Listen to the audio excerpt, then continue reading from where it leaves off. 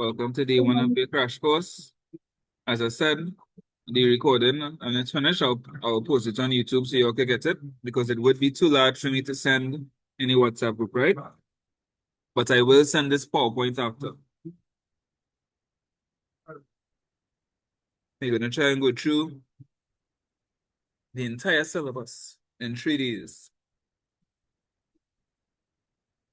Starting off with these topics: nature of a business, internal organizational environment, establishing a business, and part of legal aspects of a business. After we go through the topic, we will look at different participle questions based on that topic and answer them, right? I have the answers there already. So you'll get all of that in the stuff as well. So these are the topics in nature of a business. Barter, which was the very first question in 2025 May-June. Role of money, instruments of exchange, public sector and private sector, different business forms, different economic systems, functional areas of a business, stakeholders, legal and ethical issues in business. Easy topics. First things I would have done in Form 4.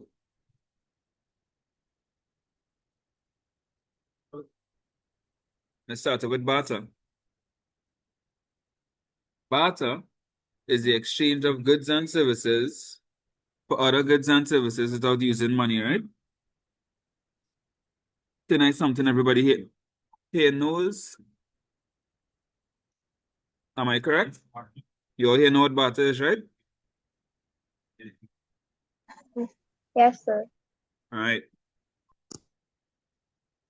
It's something that's happened in the subsistence economy. The subsistence economy is the economy before money existed. That's going to write for a little bit, and I'll take it off. This is the economy that existed before money existed, right? So you can buy stuff. So what people used to do was get whatever they need themselves. They're hungry, they will go and look for food. They cold, they will try and find something to make themselves warm. They will get things for themselves, right? And then eventually, they started thinking it might be better if they trade with other people. For example, let's say I'm really good at fishing.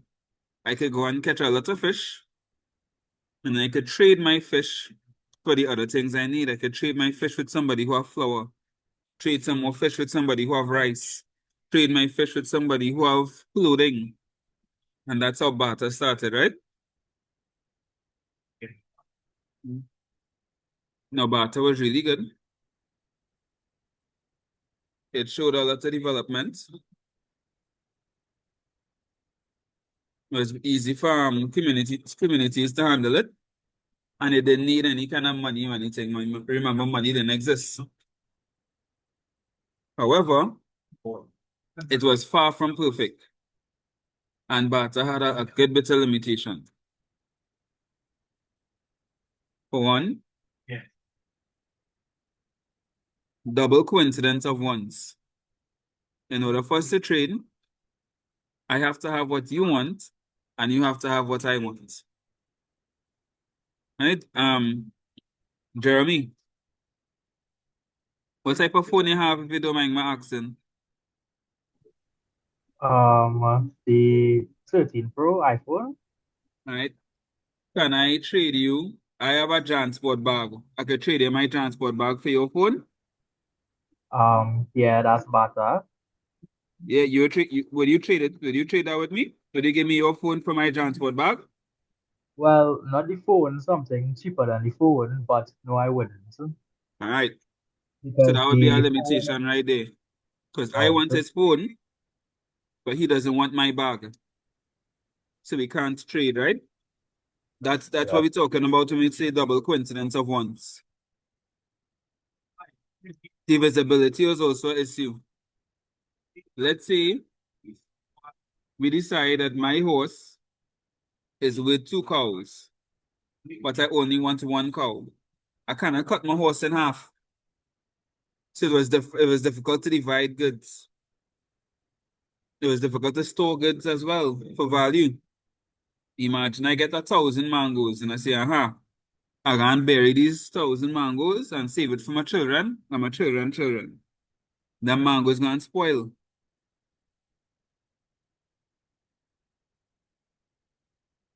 It was also difficult to measure the value of goods. For example, what do you use now, boy? Annalise. No, Annalise, you mic working? Yes, sir. Right. How much would you say your phone is worth? Um, 7,000. Right. Now tell me how much your phone is worth, but do not use money. Probably. Um, And not so easy, right? no. That was our next limitation with barter. It was difficult to measure the value of goods. It was also difficult to transport goods as well. Right? And the issues, the disadvantages, started to outweigh the advantages. So they had to find a solution. And that's where money came in, right?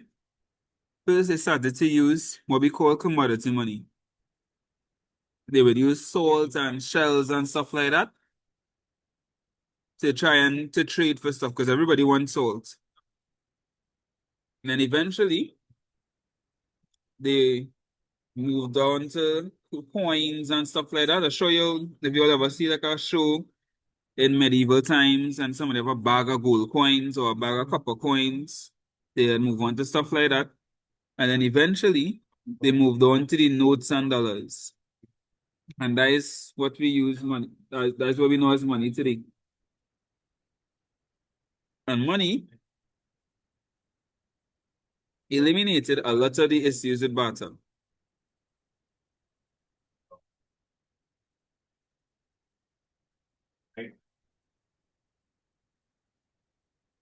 See, money was acceptable. So just now, the guy said no, he didn't want to trade for my bag, right? But if I told him I was giving him $10,000, he might have said yes. And Jeremy, if I tell giving you $10,000 to the phone, and he might have consider it? Yes, sir. Exactly, because money is acceptable. Everybody takes money. Money is durable. So because it's durable, I could store it somewhere for value and save it up. It's portable. The carry it around easy. It's divisible. So I could take $100 bill, break it into 10 $10 bills, 400 $1 bills, 400 25-cent coins. And money is homogeneous or similar or the same. So if I say my phone is worth $7,000, you know exactly what I mean because all $7,000 TT are the same. Right? So you know exactly what I mean. So now I can use money to measure the value of goods.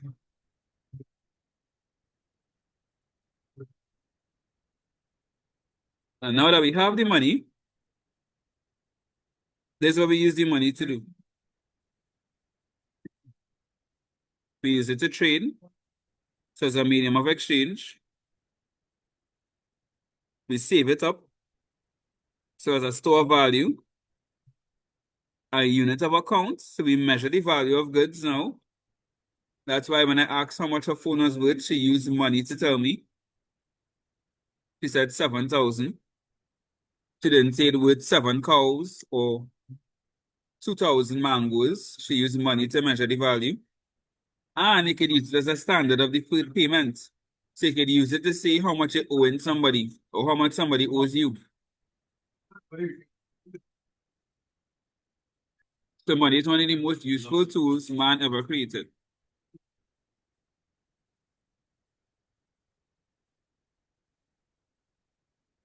Quite possibly the most useful tool that man ever created. With all the businesses that you see that exist now, all the innovative ideas and things you're seeing are because they were motivated by money.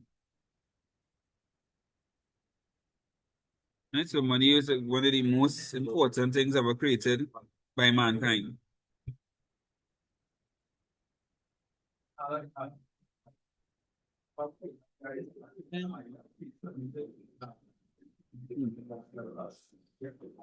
Eventually, as we became more modernized, we started using other instruments of exchange. Started looking at other things that we could use, not to replace money, but to enhance money, to make money even more useful.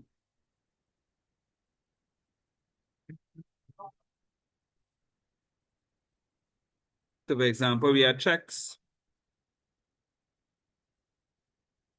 money orders, bank drafts,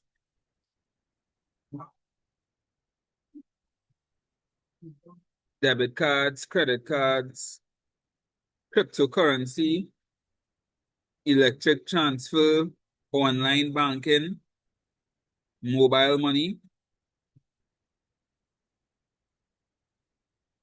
We had a few options, right? Now, because it's a crash course, I'm not going to go through each one of these in detail, but I would highly recommend you all know at least 4 or 5 instruments of exchange, right? I will be sending you all this so you could go through yourselves. But make sure you know at least some, because they might ask you to name 3 instruments of exchange, for example. But they might ask you to define a bank draft. And you need to have at least a basic idea in order to answer it.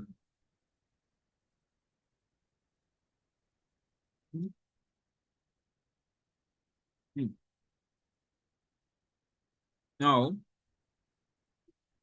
with the emergence of money and the emergence of businesses, the economy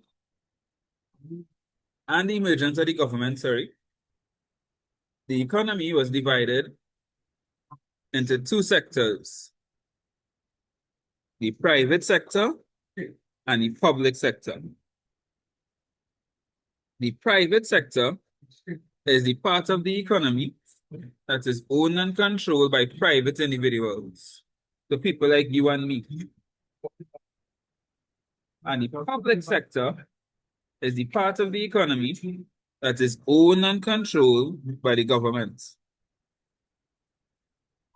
Right? They have some key differences. The 3 key differences is the ownership, which we just spoke about, the objectives, and how they get money. So if a question asks you to give the differences between the private and public sector, that's the 3 things you're looking at.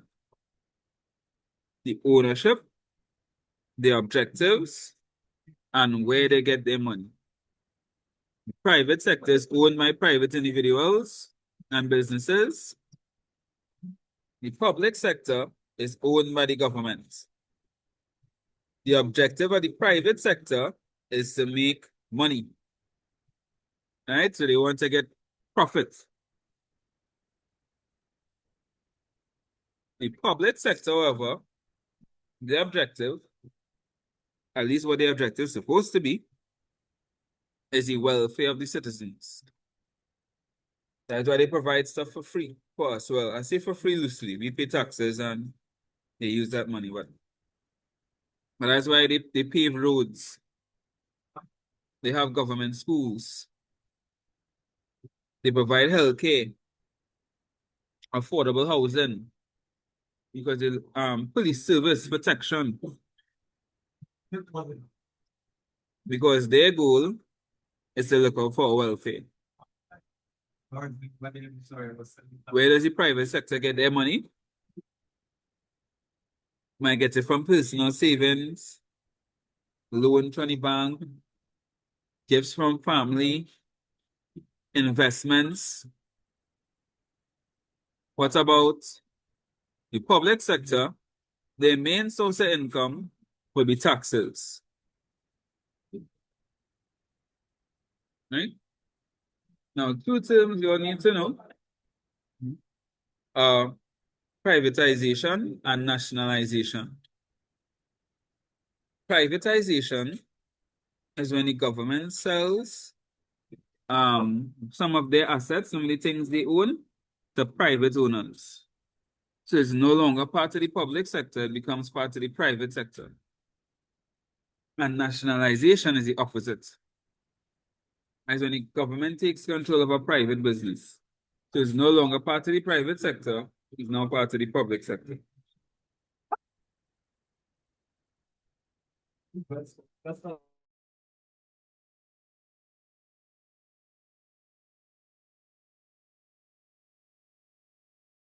Right. The local bakery, instead of Walmart, I'll say Massey. Those will be private sector, public schools, national healthcare. Those will be public sector. Now we're gonna take a quick look at some of the different forms of business organizations. You all need to know this. Tested very frequently. If not in paper 2, in paper 1. You all should at least know the fundamental differences between them.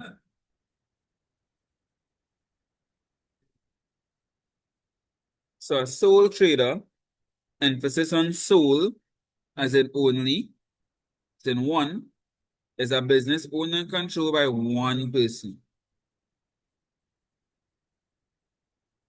Right, so they have some advantages. It doesn't cost much to set it up. The setup is simple. They make all the decisions, so they keep full control, and all the profits go to them.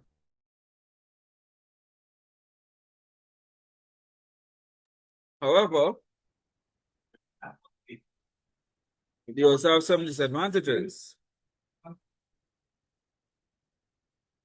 The amount of capital they can raise is limited because it's just one person.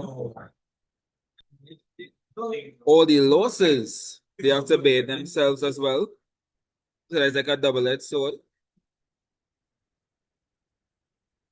And they have something called unlimited liability. Unlimited liability means the amount they can owe has no limit. So if they owe somebody to the point where the business have to close down, they'll have to use their personal money to pay off the person, even if it means they have to sell some of their personal assets to do it.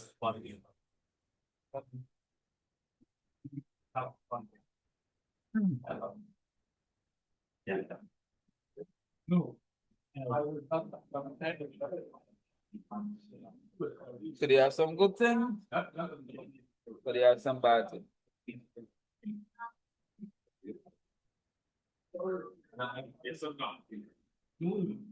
Then we have the partnership.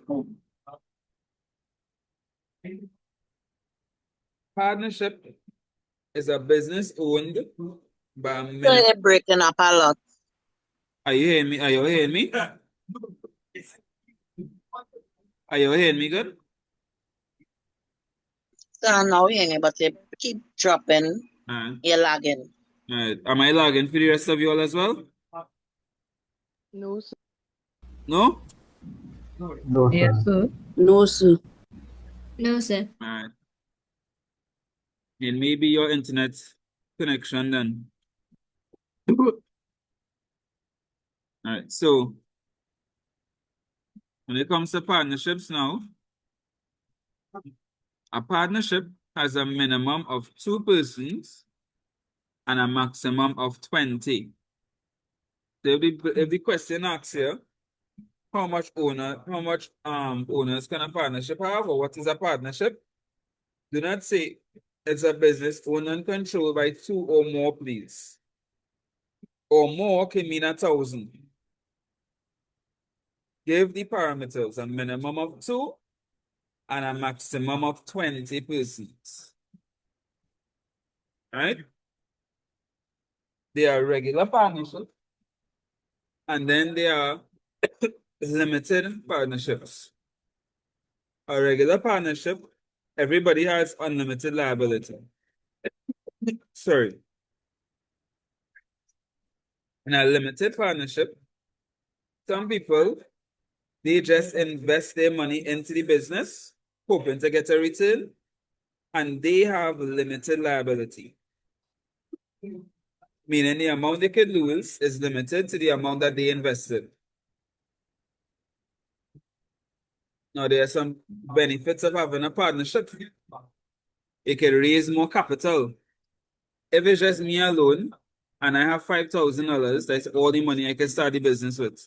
But if it's me, Chad, Annalise, Akidon, and all of us have $5,000 each, that's $20,000 we can invest into the business. So you're able to raise more capital than the sole trader. Everybody can share in each other's expertise and resources. So let's say we start a hair business. I might be good at marketing. Yes. Annalise might be real good at doing hair. Akidon might have a link to suppliers to get goods cheap. And we can share these expertise and resources together and benefit from it. But there are some disadvantages as well. We have to share the profits. Sharing the profits is not always fun. There's also potential conflict that could happen. The actions of one partner could affect the entire partnership. So you might have a big deal coming up. All analysts have to do is sign a document and email it. And she forget to do it. Her action affects all of us. So all of us lose out any money because analysts forget to sign the contract.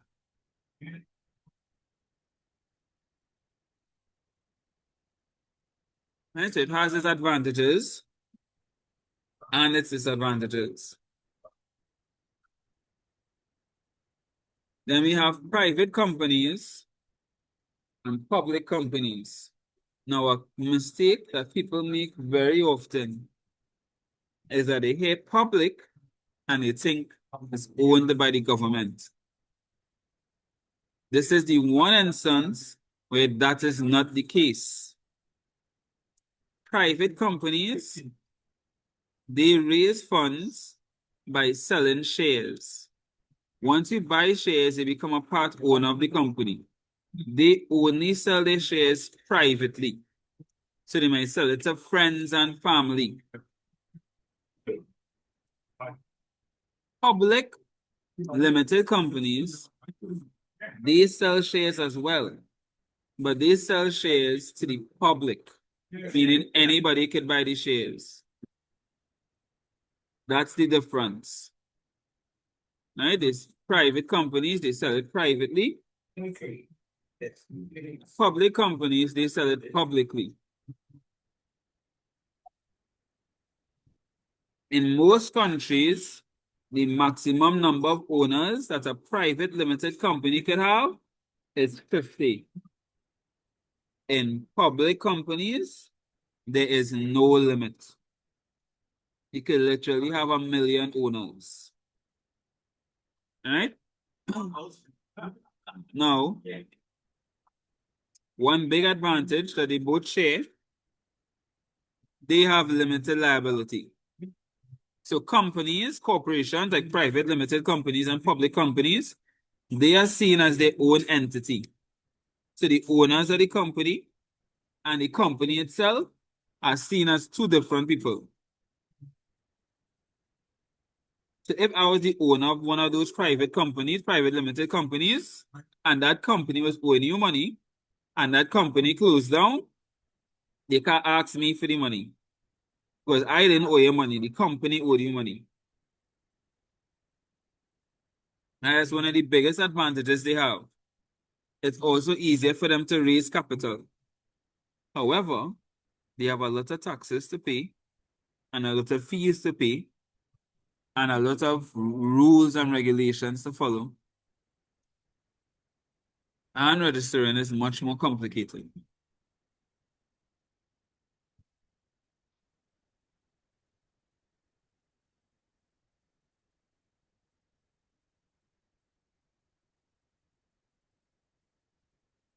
Then we have cooperatives. Cooperatives are basically organizations that come together to benefit the members of the organization. And the members of the organization are the owners of the organization. So, for example, credit unions, they come together to help out the members of the credit union. For you to join a credit union, you have to buy shares. So you now become a part owner of the credit union as well. You get a chance to vote on decisions for the credit union. And they try to use the money to benefit everyone as best as they could, whether it is low interest loans, whether it is easy to afford insurance, savings accounts with good interest rates, whatever it is, they try to help out each other.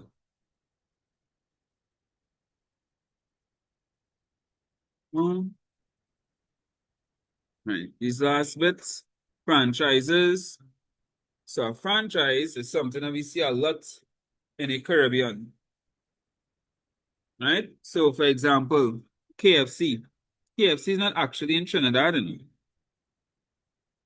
Prestige Holdings paid KFC for the right to use their name and their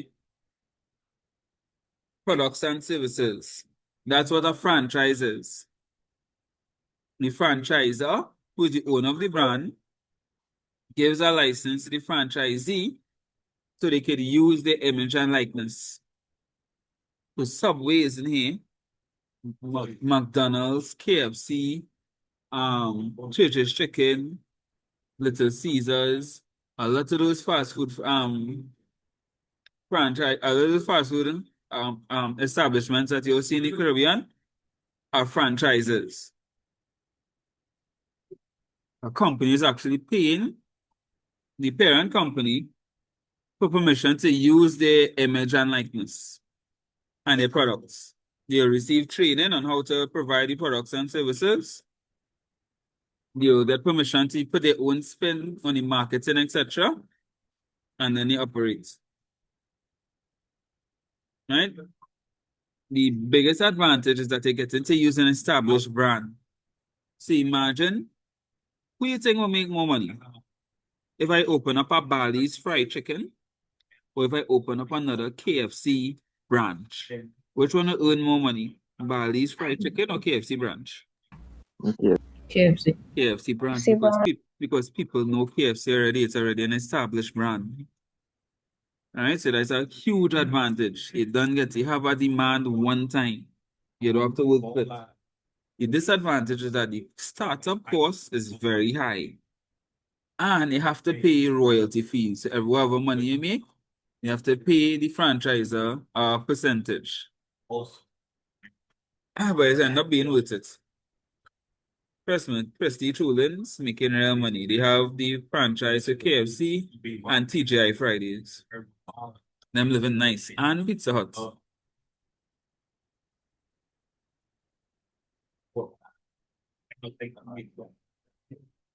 Alright.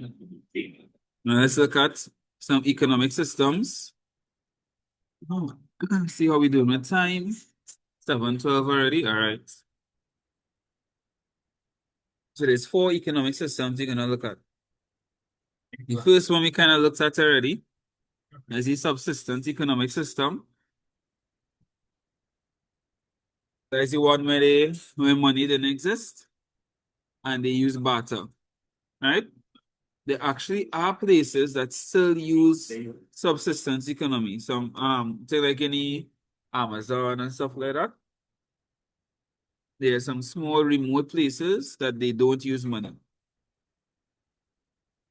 Right? Then they have the three main economic systems that we see in the developed world. We have the planned or command economic system. This is where the government makes all the decisions. Right? There are advantages and disadvantages of that, and not always all bad. Remember, the government, they're looking out for the welfare of the citizens. So they try to provide goods that persons need more than what they want. They try to have a more equal distribution of wealth. So, for example, I could work in a company right now in Trinidad as an accountant and make $10,000. And then somebody could work in a next more successful company in Trinidad doing the same accounting work and make $20,000. Not in the planned economy. In the planned economy, every accountant will get the same amount of money across the board. There's a more equal distribution of wealth. They try to use the money to benefit everybody equally. Right? However, there's some disadvantages. You won't be motivated because you're not going to use any of your ideas or any of your suggestions, any innovative creations you may have. You're not going to use any of it. So you're not going to be motivated, and they're not going to meet a lot of demand because they have certain goods and services that people want that the government will not be providing because they don't think that's what people need. Then we have the complete opposite, the free market economic system. This is where private citizens own the factors of production and make all the decisions. Now, in a free market, realistically, there's no country in the world that is 100% free. Every country has a government. However, there are a lot of countries that have a high level of freedom, where the government has very little regulations. So it have advantages for that too. Now your demand getting met because they're going to provide the things that people want because they're trying to make a profit. And they're going to be motivated because they're going to open your own business, they're going to use your creative ideas and innovation and stuff like that. And they're competing against other people. And competition has improved quality. So your product's going to be better, all those different things. However, there's disadvantages as well. A lot of resources going to be wasted because you're competing. You know how much money B-Mobile and Digital is spending marketing alone just because they're competing with each other? A lot of resources being wasted there. A lot of resources will be wasted when people start businesses and fail. Right? There will be a far less equal distribution of wealth. You'll see it have different classes. You'll have upper class, middle class, and lower class. You'll have people making millions and you'll have people struggling. And then we'll have what we see in most Caribbean countries, the mixed economic system. This is where you have some stuff owned by private citizens and some stuff owned by the government. Right? You see that's in just about every economic Caribbean country. So you have advantages, you get the benefits of the free market, but with the support from the government. So we think that things like public goods, like the roads and healthcare and protection, you'll get all those stuff from the government to make it easier for you to operate and operate your businesses. However, there's disadvantages as well. For one, mixed economies tend to have a lot of corruption, where private citizens try to bribe politicians and fund their campaigns to get them in power so they could pass laws that would benefit their businesses. Tend to see that a lot. Also, the regulations from the government will kind of stifle how creative businesses could be in the free market.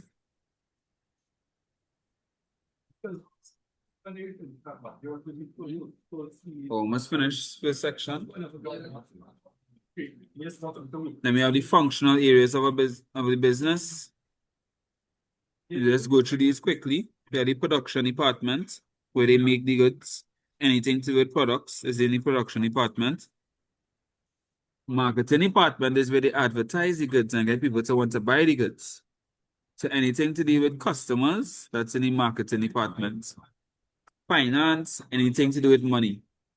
Recording the payments, handling the budgeting, the bank accounts, etc. Human resource department, everything to do with employees. And research and development, anything to do with innovation and creativity. Right? Make sure you know these functional areas. They could ask you a question on them.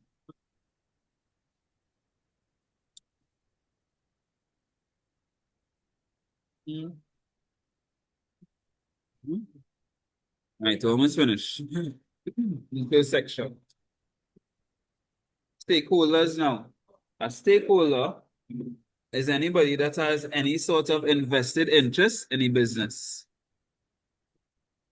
So once the business affects you in any way, you are a stakeholder. So if you drink Coca-Cola, you're a stakeholder of Coca-Cola. Because if Coca-Cola closed down, you wouldn't be able to drink it again. Right?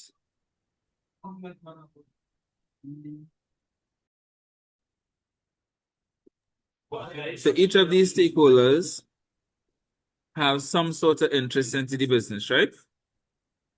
And you see these stakeholders here, these ones right here, these here, these are called internal stakeholders because they are part of the business. They are inside the business. Why am I using yellow? I use a manlier color. I use red. Yeah. These are people inside the business. So they are called internal stakeholders. And these people here are outside the business. So they are called external stakeholders. So people who are on the board of directors, they are part of the business, they are internal. Accountants, internal. Customers, suppliers, banks, government, society. These are people that are outside of the business. So they will be external stakeholders. Right? Everybody understand the difference between internal stakeholders and external stakeholders? Yes, sir. Right. Yes, sir. Niceness.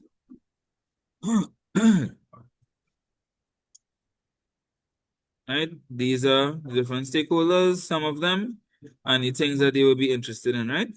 All of this will be sent to you all after for you to review as well. Then we have ethical and legal issues in business. Right? Some simple ethical things. You have to make sure you're not destroying the environment. So make sure you dispose of your waste efficiently. Fair trade. Pay your workers fairly. Don't steal information from customers or use it without their permission or share it without their permission. Don't false advertise. Things like that, right? Ethical means doing nice things. And then there's things that could get you in jail if you do. Like tax evasion. That is when you try to use illegal means to not pay your taxes. So you take your money and put it in an offshore account. Or you lie and pretend that you make a certain amount of money when you didn't. Then you have false advertising, right? So there's a difference in misleading. Both of them actually. False advertising, you could end up, according to how bad it is, you could end up getting a lawsuit. Then there's money laundering. Money laundering is when you take money that you get from criminal activity and you put it into a business to make it seem as if you got the money from legitimate means. So either sell. No, this is just an example. Don't want to tell people Mr. Bally is a drug dealer. This is just a fictional example. I sell drugs. I take the money from selling drugs and I put it in my car wash company. As I wash 20 cars for the day, for the week, I put in my accounts that I wash 100 cars for the week. And I take my drugs money and put it in the bank and make it look as if it's profit that I get from washing cars. That is money laundering.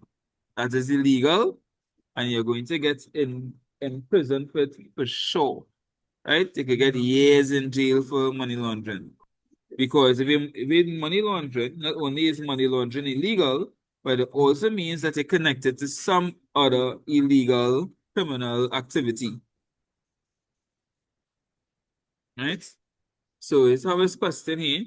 Should businesses prioritize ethics over profits? And the answer is no. You never should. Prioritizing profits is actually prioritizing ethics, because if you don't, it's going to come back to haunt you in some form or fashion. Either you're going to lose the trust of customers, or you're going to get fined, you're going to lose your license. It's always better to be as ethical as possible, and that will actually bring in the profits eventually.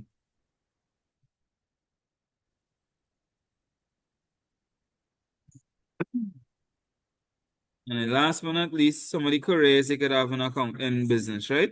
The most obvious one is you could be a business owner or entrepreneur. Right? You could be a manager, you could be a financial analyst, a compliance officer, a digital marketing specialist, supply chain management. There's so much different jobs that you could go in if you get your degree in business, because it will give you knowledge in so much different aspects of a business that you'll have so much options. Right? For your CSEC um exams, at least know 5 jobs you could have. At least know 5. I don't see them asking you so much, but it's better to know more than they need than know less than they need. Right? So at least know 5 careers you could go into if you study business. Right? I have 5 here for you, but there's so much more that you could use. Right? Now let's just take a look at some past paper questions.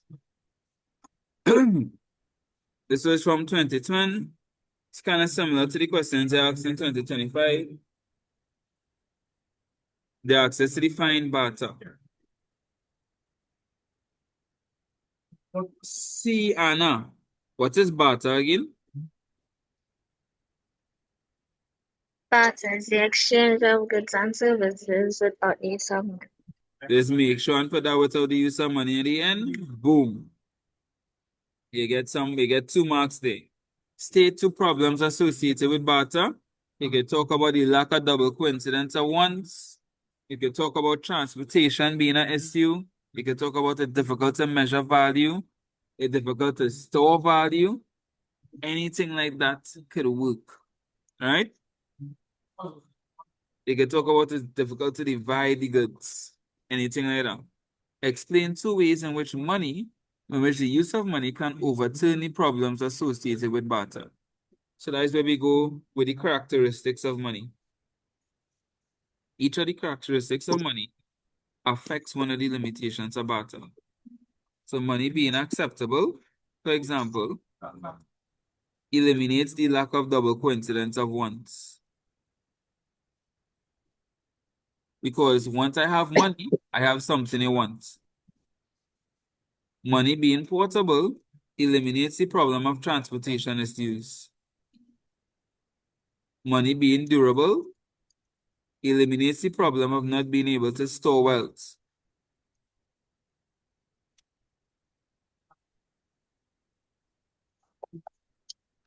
Money being homogeneous or similar eliminates the problem of not being able to measure value. Because money is the same, that's why we use money to measure the value of goods.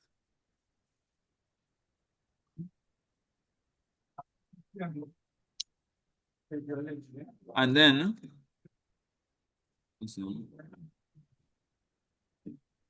last one.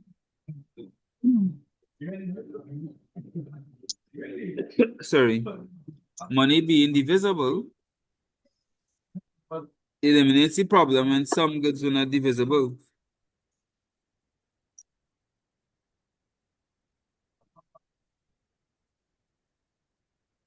So each one of the characteristics of money directly attacks one of the limitations of barter, one of the problems associated with barter. So you can talk about any of these. Money being acceptable, eliminates the problem of lack of double coincidence of wants because everybody wants money. Money being portable reduces the transportation issues that were faced in barter. Money being durable makes it easier to store wealth. A problem associated with barter. Money being homogeneous allows you to now use money to measure the value of goods and services. Money being divisible eliminates the problem where some goods were not divisible under barter. Anything like that, and they get answers. And look at this next question. They said, compare the private sector with the public sector in terms of the following. The same three things I told you all. Ownership and control, objective, and where they get their money. Private sector is owned by private citizens. Public sector is owned by who again? Anybody? The government. Government. Government. The government, look, the public sector looking out for the welfare of citizens. What is the objective of the private sector? To make profit. To make a profit. Source of capital, the private sector can get it from savings or loans or gifts from family. What is the main source of capital for the public sector? Tax. Taxes. Right? Easy to answer. Outline two ways in which the free market economy differs from the planned or command economy. Right? This way you need to know the two, but they are very different, right? Because remember they are polar opposites. So one easy one you can reach for the planned economy. The factors of production are owned and controlled by the government. The free market economy, the factors of production are owned and controlled by private citizens. In the planned economy, there's a more equal distribution of wealth. Free market economy, there's a less equal distribution of wealth. Planned economy, there's less competition. Free market economy, there's more competition. Free market economy, they encourage creativity and innovation. Planned economy, creativity and innovation is stifled. They are polar opposites. So it's easy to get differences between them. Right? So what I did for you all, I have the answers right here. You all can go through it. When I send these to you, right?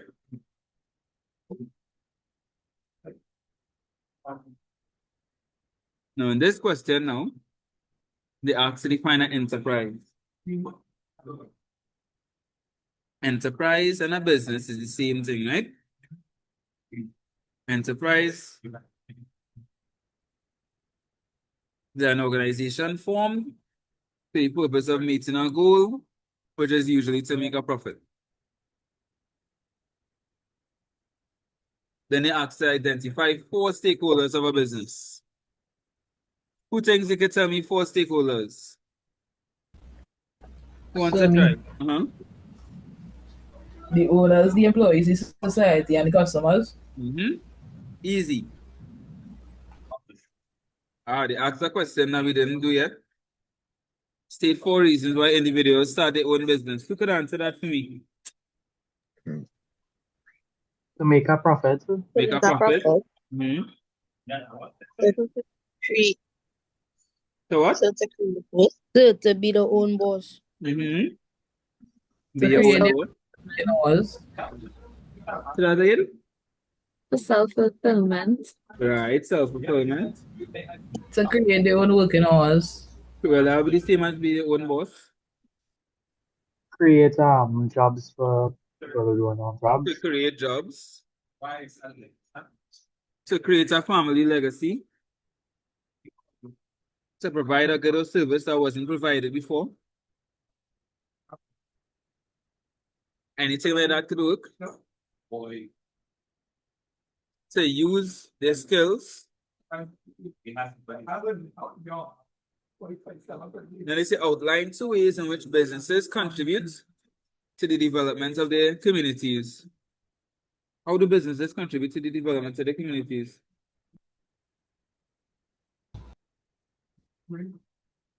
They provide something that you also address now. Starting with J. Jobs. So to provide jobs. They provide jobs. Provide jobs. They also provide goods and services. Right? The distinguish between a cooperative and a company, give an example of each. So remember, a cooperative is an organization owned by its members, and their purpose is to benefit its members. For example, a credit union. A company could be private or public, and they raise capital by selling shares and have limited liability. Example, did you sell it? And again, you have the answer say for you all.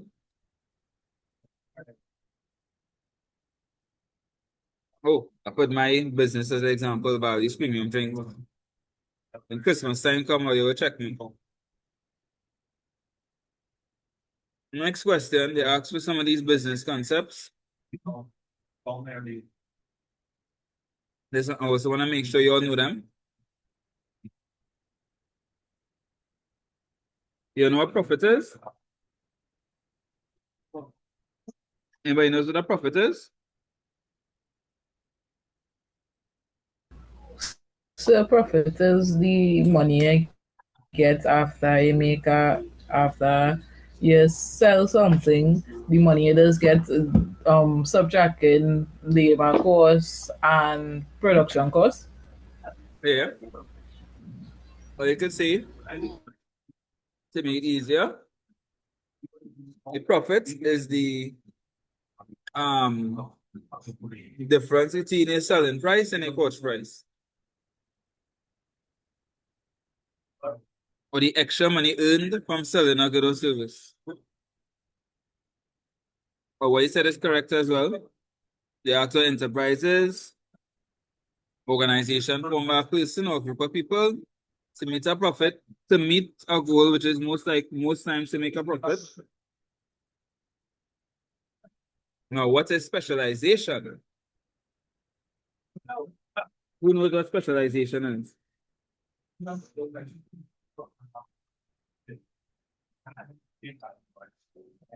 Mhm. That's when somebody becomes an expert in a particular field or task. Then they ask us to name 2 franchises in the Caribbean. Anybody can name 2? So KFC. KFC and Subway. KFC and Subway, easy.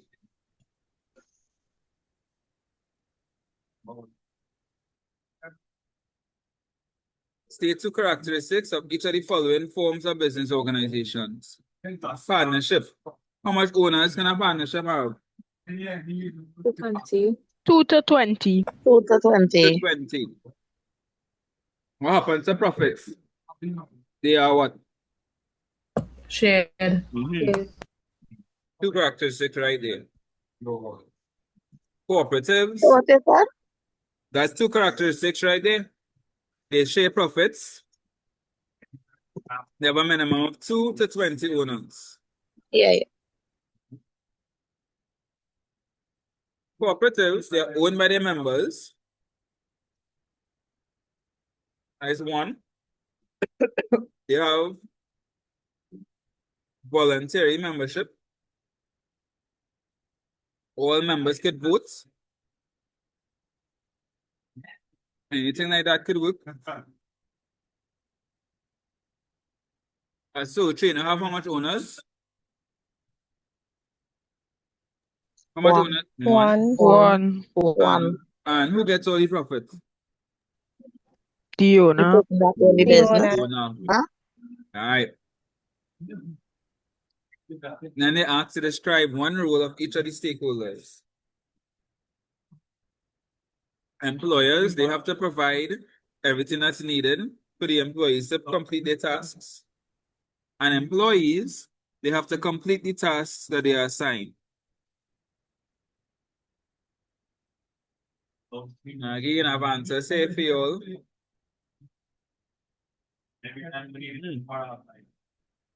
Now it is, what's the time? 7:42. Moving on to internal, organizational, and environmental. And internal, organizational, environment, sorry.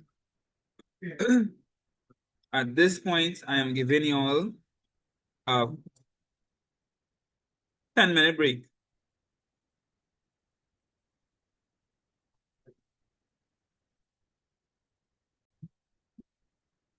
So you're looking at internal organization environment. That's functions and management, responsibilities and management, organizational charts, leadership, conflict and conflict resolution, something that they love to bring, good management and staff relations, motivation of employees, teamwork, and communication. You're gonna run through these. You need to know your functions and management. They are coming for exam. They coming. It's either they coming in paper 2 and paper 1 or paper 1 only. But it coming. No doubt. It always comes in some form or fashion. There are 7 you need to know. Planning, organizing, directing, controlling, coordinating, delegating, and motivating. Planning, you set your goals and how you're going to achieve them. Organizing, you get the things that you need in order to complete your goal. Directing, you guide employees on what to do. Controlling, you monitor the performance. That is like quality management. Coordinating, you make sure different departments working together. Delegating is when you assign tasks or responsibility. And motivating is when you inspire your workers. You need to know your functions and management. Please learn them before you write the exam. I beg of you. Please, pretty please.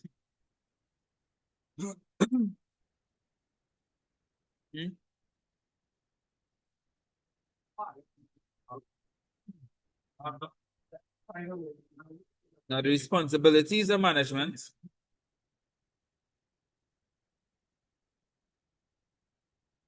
The responsibility to the owners is to make sure they're making their money. Make sure they're getting their profits.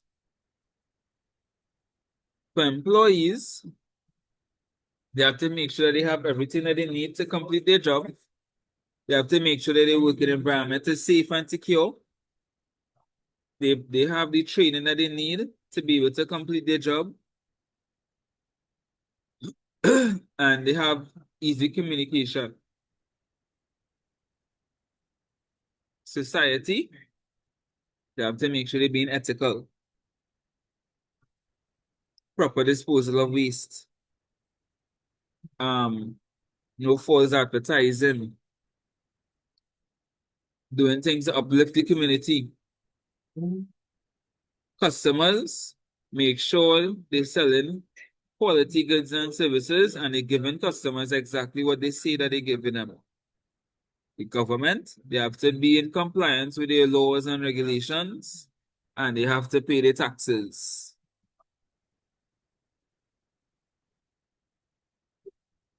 Right? This is what the management is supposed to do for all of these different persons. Who are, yes, you said it right, stakeholders. So we're connected.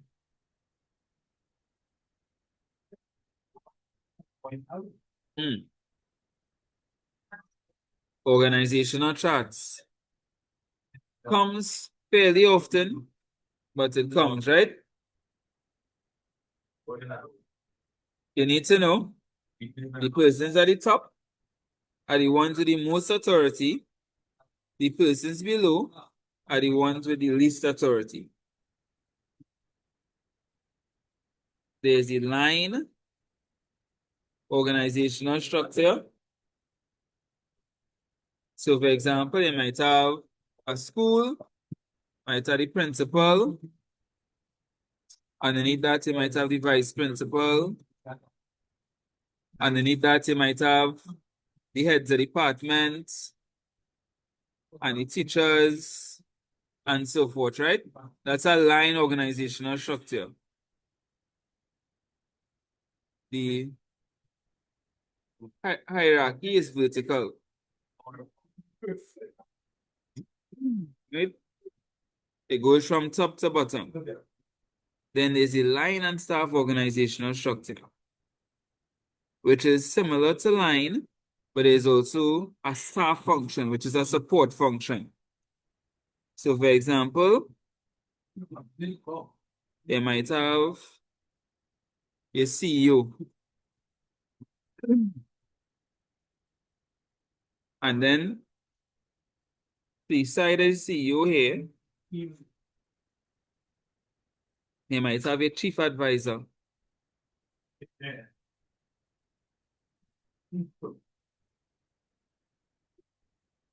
And underneath the CEO here now, you have a different VPs.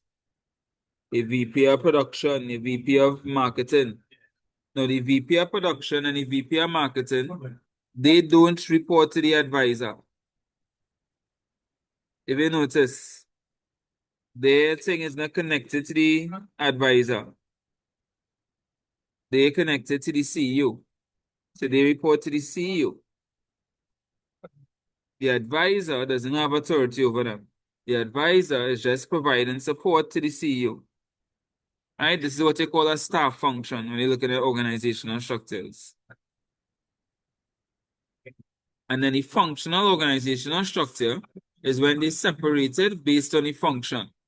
So under VP of production, you'll have all the different production workers. Under marketing, you'll have all the different marketing workers. Under finance, you'll have all the different finance workers. So they separated based on what function they carry out. You should remember the hierarchy is from top to bottom. The people at the top have the most authority. People at the bottom have the least authority.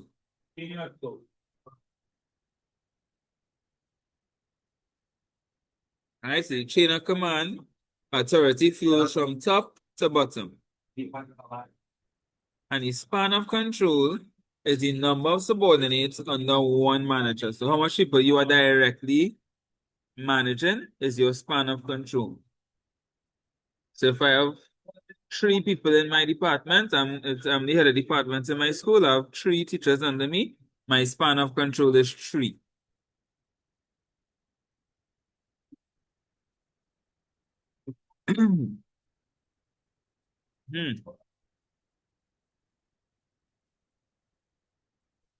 Let's look at leadership.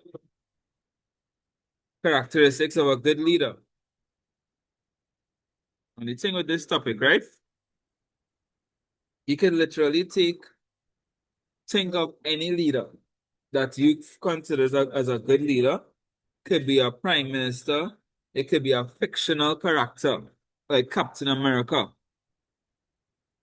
And think of some of their qualities, and that could work as qualities of a good leader.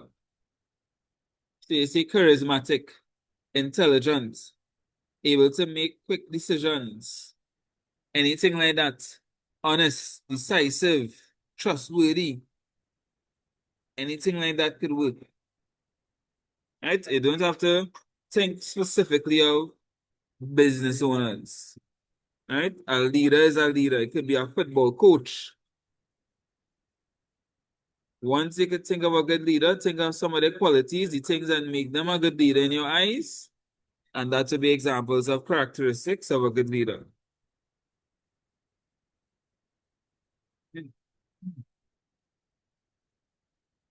Now, there are different leadership styles that you're supposed to know. No one leadership style is the best leadership style. Different leadership styles may be needed for different scenarios. If you're in the military, you're going to want an autocratic leadership style. Somebody just telling you and giving you orders and telling you what to do. You don't want to be in the battlefield. 100 soldiers come about to attack you. You have 20 seconds to make a decision and all your brainstorming what to do. Somebody gonna die, right? So you want autocratic decision. You want an autocratic leader to be able to make quick decision making. Then there's the democratic leader. This is the one who listens to subordinates before making decisions. Right? So they involve them in the decision making. Then you have the laissez-faire leader, which some people assume is bad because they hear the word laissez-faire and they think of lazy. But it's not necessarily the case. The laissez-faire leader is when the leader lets them make their own decisions. That could be good in multiple scenarios. Say, for example, I hire somebody to do some artwork for me.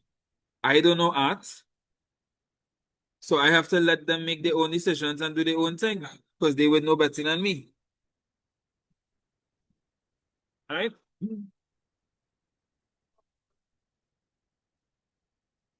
So different leadership styles could work based on the scenario. You all need to know each of these. You all need to be able to identify them in a scenario because a question could come when they give you a scenario and you need to know what leadership style is being used. Autocratic, they're giving orders, they're not allowing subordinates to be part of the decision making. Democratic, they allow them to be part of the decision making. And laissez-faire, they let them make their own decisions.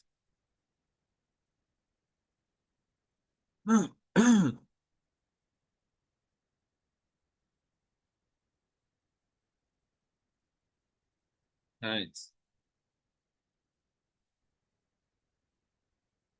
Now let's look at conflicts. One of the most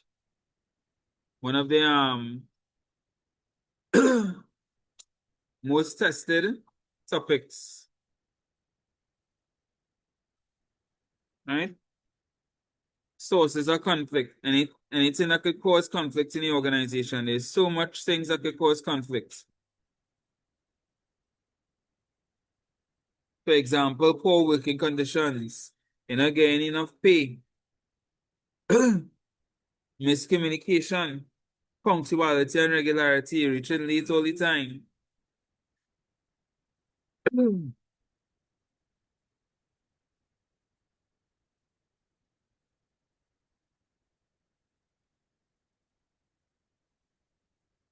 Right? Unfair treatment is a big one. Now, sometimes when it's have conflict, it might reach the point where the workers trying to negotiate with the employers and things are working out. So the employees try to do things to get the upper hand on the employer to get them to do what they want them to do. And they call that industrial action.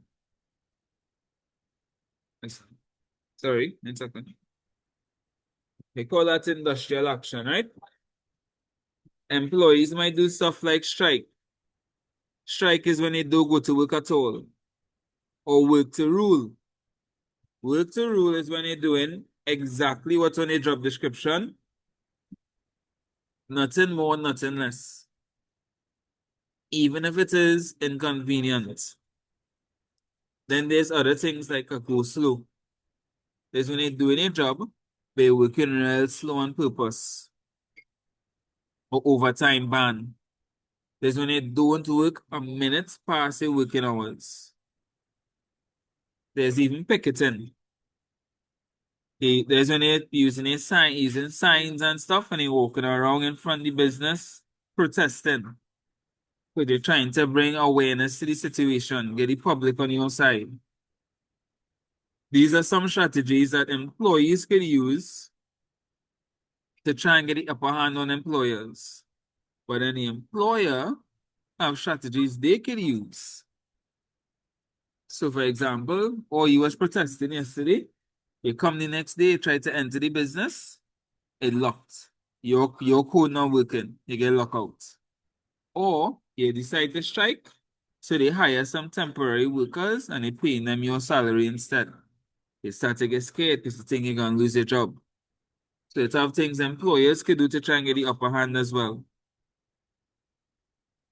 Eventually, however, hopefully, you'll have to try to resolve the conflict. And this is where we go to conflict resolution now. There's 3 strategies. Mediation,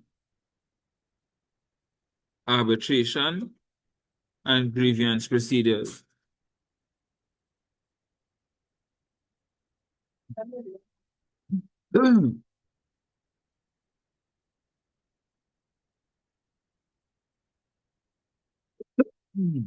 Mediation is when you get a third party to come, listen to both sides of the story, listen to the management side, the employee side, and then try to suggest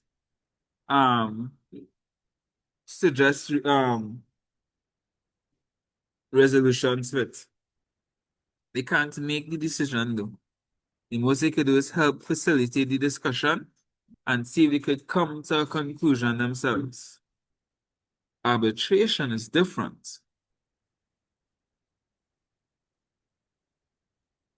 Arbitration is when an arbitrator comes and listens to both sides of the argument and then they make a decision that is legally binding. So they don't help them make the decision. They make the decision for them. And then there's grievance procedures. This is when the company itself sets up formal steps to address complaints. They might file the complaint, they might interview you, they might do the investigation, and then they'll come to a conclusion based on the investigation.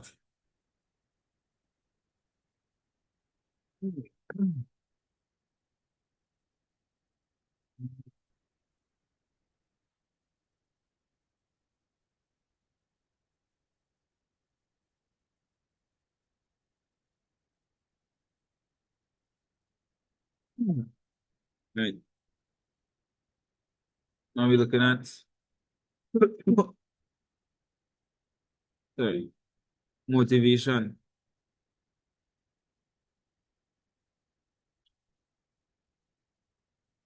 There's 2 ways you can motivate employees. My personal favorite, financial, and then non-financial. Financial is often using money. If you meet a target by a certain deadline, you get a bonus.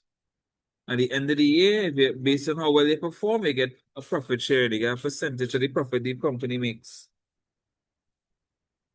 That will motivate the employees to work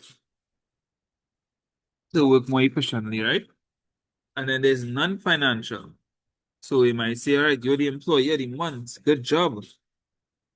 You know what? You're working so good, you can leave early today. Or you could come, instead of working 8 to 4, you could work 7 to 3. Or you know what? If you're working so hard, you have a chance to get a promotion. These are non-financial factors that can motivate employees to get them to do a better job, to be more efficient. You need to know about both because they could ask you about both. Which one you think you're rather? Financial or non-financial? If you're employee, Financial. financial, eh? Financial. None, Yeah. Yeah, you could give me, make me be employee of the month, but give me a bonus for being employee of the month. I was financial. I can't take employee of the month and buy groceries. Now, teamwork, very important topic. It comes, I wouldn't say it comes really, really often, but it does come, right? But it is important for you to know in real life, because if you're gonna be working as in a business, either your own business or as part of a business, you need to know how to work as a team, right? You need to know the potential advantages and disadvantages. That's why they have so much group projects in schools.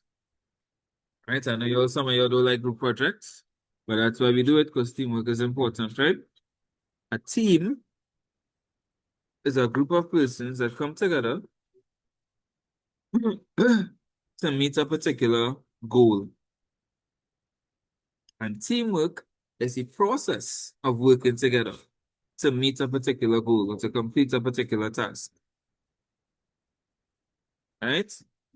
There are some very good advantages and disadvantages, however, of being in a team. So an advantage, you get to benefit from each other's different skills and expertise. I might be good in something, Solange might be good in something else, Micah might be good in something else, Maurice might have some resources that we do have. We could all share these things and benefit from it. We can help each other out. Let's say I'm struggling with my task and Solange finish her task. She could come and give me some assistance. When there's an issue and we need a problem solving, instead of one person trying to think of a solution, we have a group of people. We have more innovation, we have more creativity. There's so much benefits. But however, and if you work in a group before, you know it have disadvantages. You can have a clash of personalities causing conflict.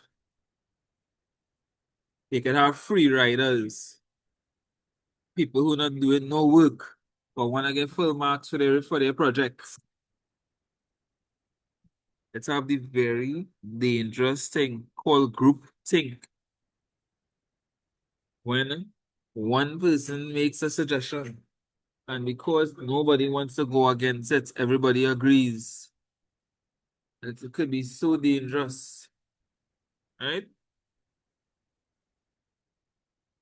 So we have advantages, but we have disadvantages, and it's important that we know the disadvantages so we can help reduce those disadvantages and help promote the advantages more.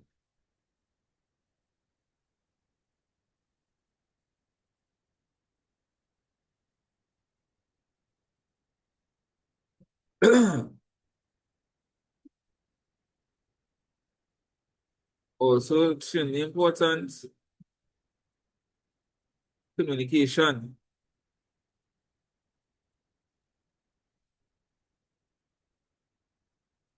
We need to have good communication if we're working in a business. Not just with your employees, but with your customers, with the bank, with the suppliers, with the government. You need to have effective communication. But let's specifically look at the communication between management and employees.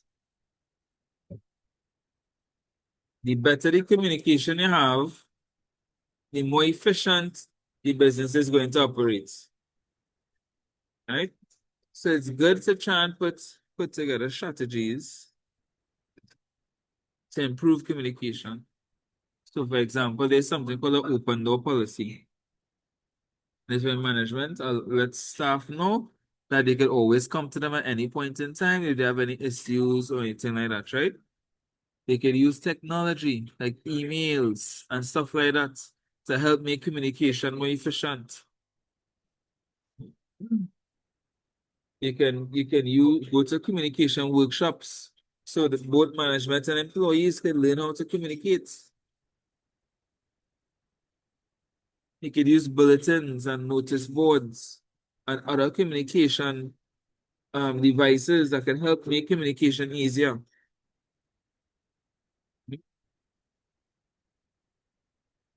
It's important to try to put in some advantages, some strategies for effective communication.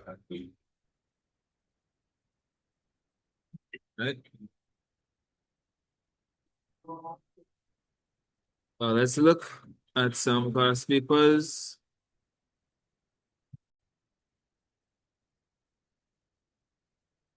The first thing it asks is to define conflict resolution, right? So conflict resolution is the act of getting past conflict between two or more parties, or attempting to end conflict between two or more parties.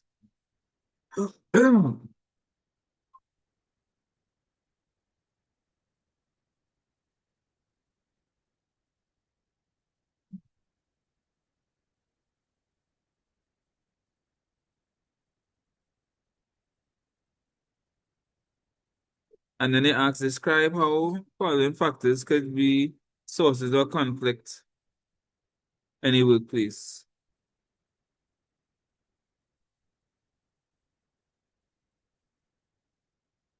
And it said poor communication.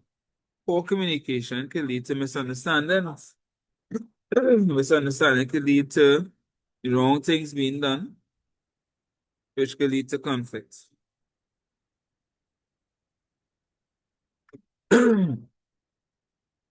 Then we have underperformance.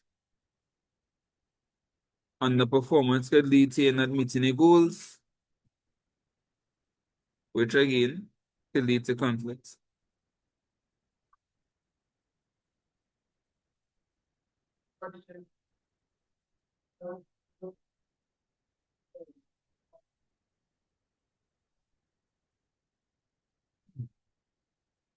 Then they have limited resources. Limited resources can make it difficult for persons to complete their tasks, which again can lead to conflict.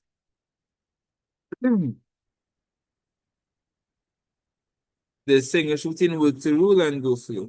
We know work to rule is when they do exactly what their job says, nothing more, nothing less. Go slow is when they do your job, but they do it very slowly. State two benefits of mediation as a means of conflict resolution. It teaches the parties how to resolve their conflict, and it gets a third party so they can see, so they can get an impartial, objective point of view.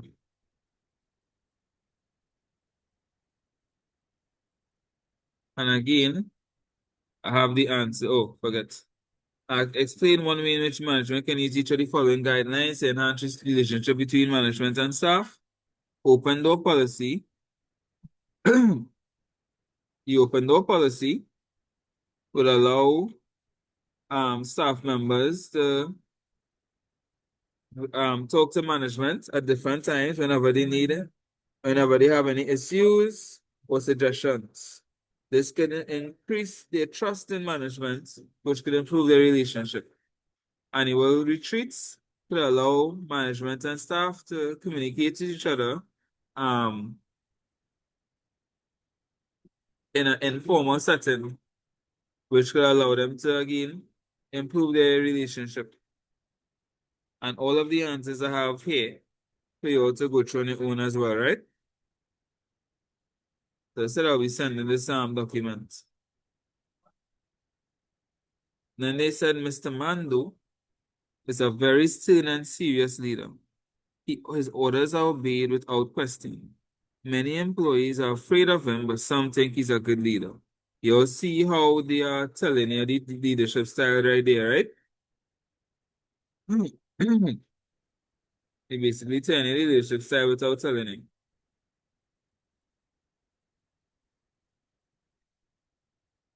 What leadership style is that? Anybody? Autocratic. Autocratic, right? Right. Then they ask the name 4 characteristics of a good leader. Again, you could think of any leader and think about things about them. and you'll get characteristics. So it could be intelligent, trustworthy, creative, innovative, hardworking, or diligent. Anything like that could work, right? So we already identified the leadership style, autocratic, because this, he said, his orders are obeyed without question.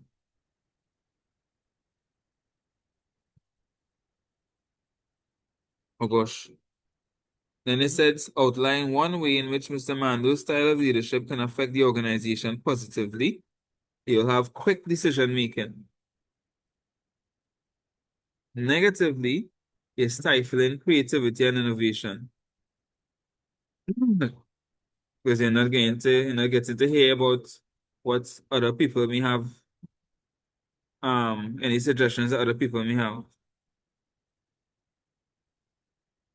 Then it said, describe two leadership styles other than the one identified in above. What are the two leadership styles you all know? Laissez-faire. Laissez-faire and Democratic. democratic, right? Good.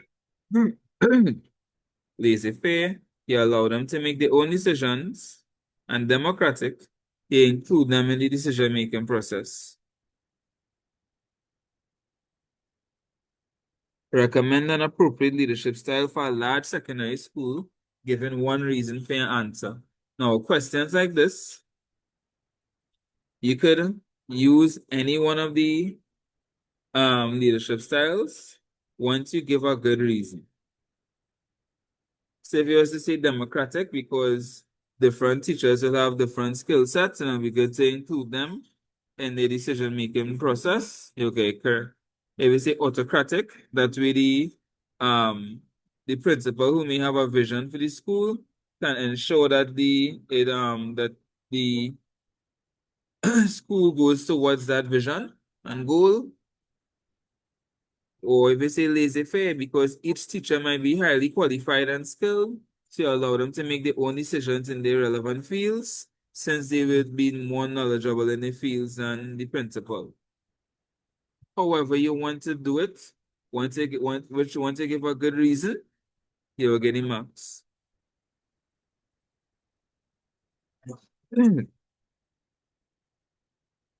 Again, I have the answers here.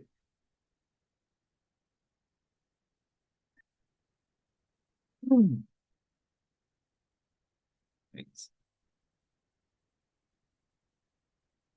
This one now, they ask outline two responsibilities of management of a business, each of the following. Society, you have to make sure society is safe and we are responsible. That's how we dispose of our waste. Employees, make sure the environment is safe. They're given everything they need to complete their tasks. Customers, make sure your products are high quality and safe to use.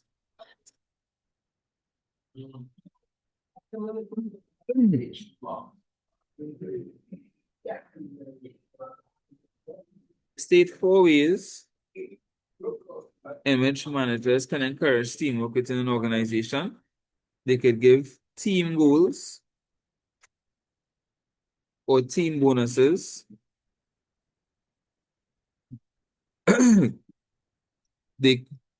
Somebody else is joining.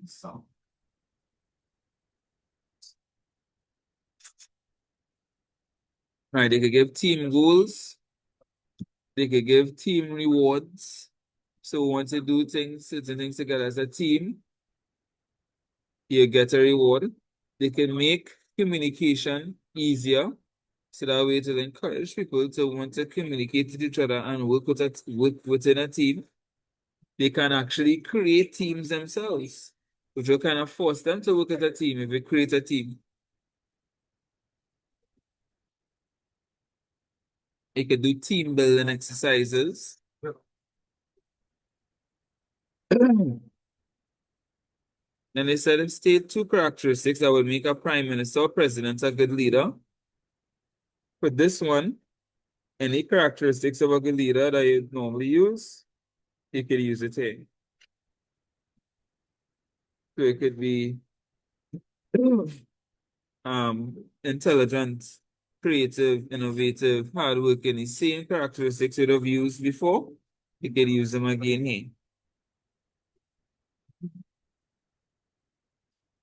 Then they said, sorry, the manager of the XC Limited wants to promote Steve, a junior employee, to a key position in the organization. There are 7 employees who are senior to Steve and are interested in the same position. Discuss 2 strategies which the management of the XC Limited can employ to reduce the conflict that may arise from this promotion. For one, they could have a meeting and they could discuss and explain why Steve is getting the promotion over the others. That can help reduce the conflicts a bit. Reduce it a bit. It's still a conflict because Steve is junior, which means the senior persons are there before and they're promoting Steve over them. But at least if they understand why and it's not and they're not blindsided, it might reduce the conflict a bit, right?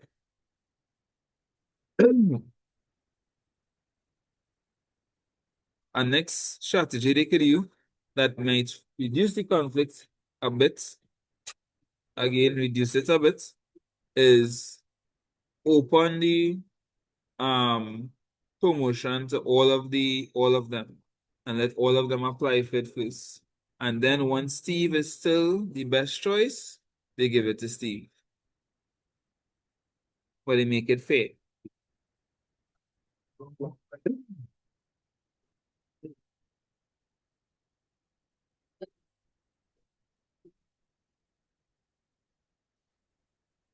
You can have the answers here. Now we have establishing a business. Entrepreneurs, reasons for wanting to start a business, the steps in starting a business plan, the source of information for conducting research, feasibility study, planning, operating a business, how to locate a business, regulatory practices, the government, and the capital and the significance. So it's showing you the amount of slides you're doing here. And after this, it'll just be some parts of legal aspects of a business, right? We're just gonna go through contracts and insurance, and that'll be it. So I'll give you all one last break, and then we're gonna do establishing a business and the contracts back to back, right?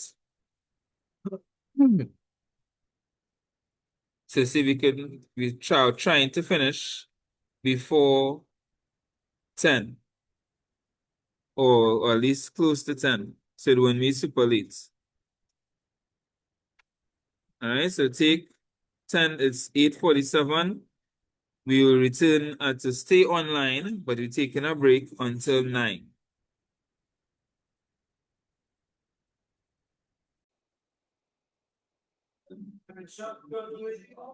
So we already went through the topics. Let's take a look. Entrepreneur is the person that takes all the risk involved and starts in a business. Most cases, the purpose of starting a business is to make a profit.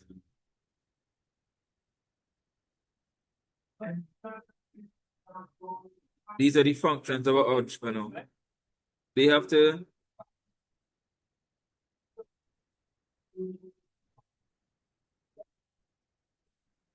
so they are the ones who think of the business idea, which is called conceptualizing, right? Then they're the ones who have to do all the planning. They're the ones who have to get the money.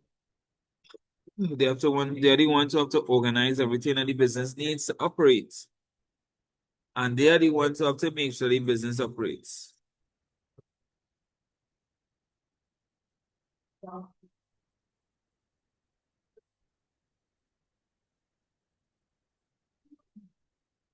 A lot of the characteristics of an entrepreneur might overlap with the characteristics of a leader.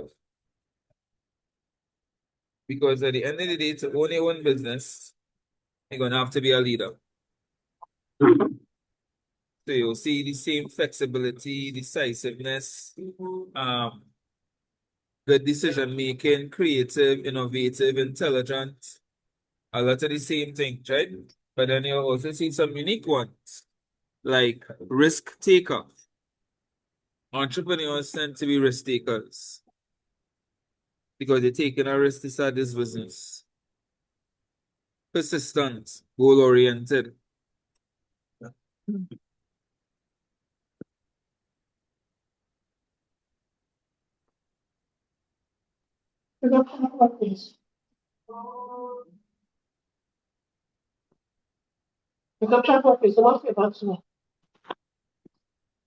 Now, their role in economic development, they play a huge, huge role in economic development.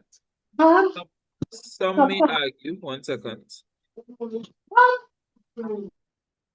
Some may argue a larger role in the government.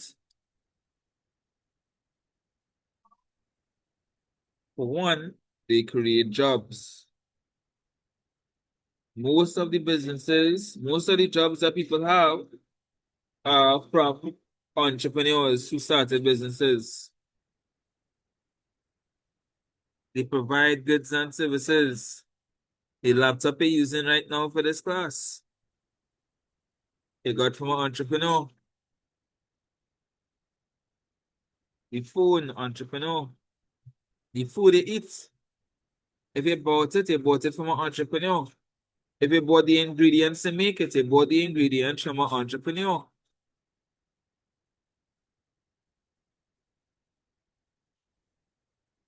They boost the GDP and the infrastructure. Because think about it, the government gets their money from taxes, right? Who pays taxes? Workers. Where do the workers work? In businesses created by the entrepreneur. Businesses also have to pay taxes off of their profits. So a huge amount of the funding that the government is getting is from entrepreneurs, directly or indirectly. And they partner with other businesses as well as the government to provide various resources and create these businesses and create these jobs, provide these products. So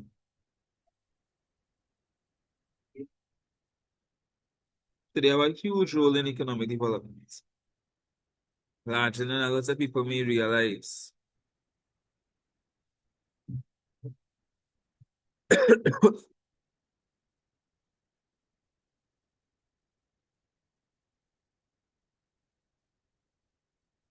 Let's look at some of the reasons to start a business.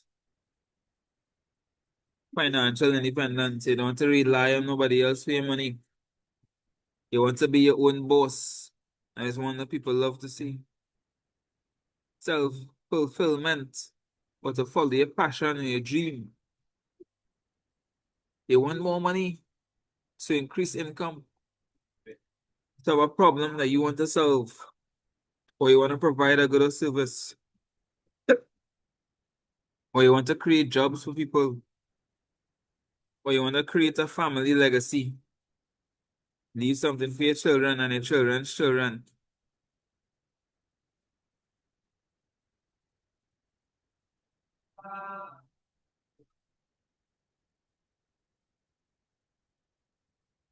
All these are good reasons to start a business. Now, let's look at the steps to take to start a business.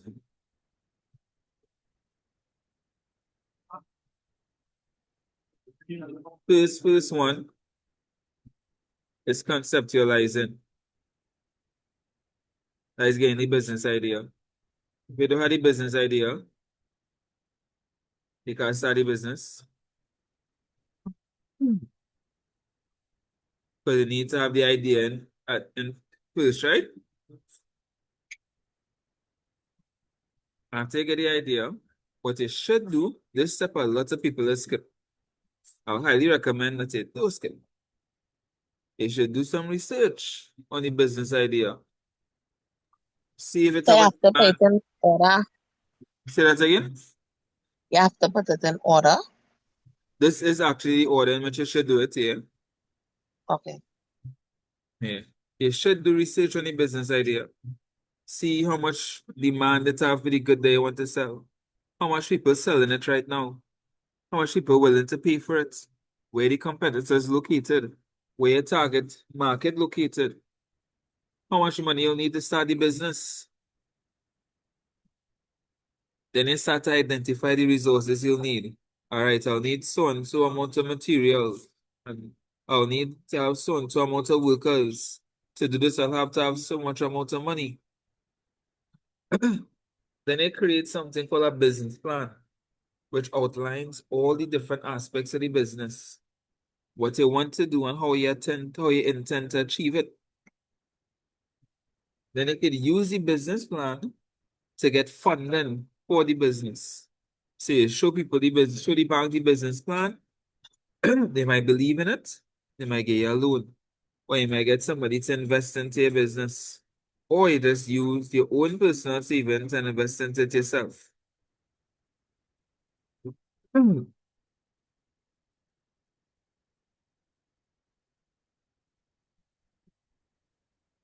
Right? And then once you get your money,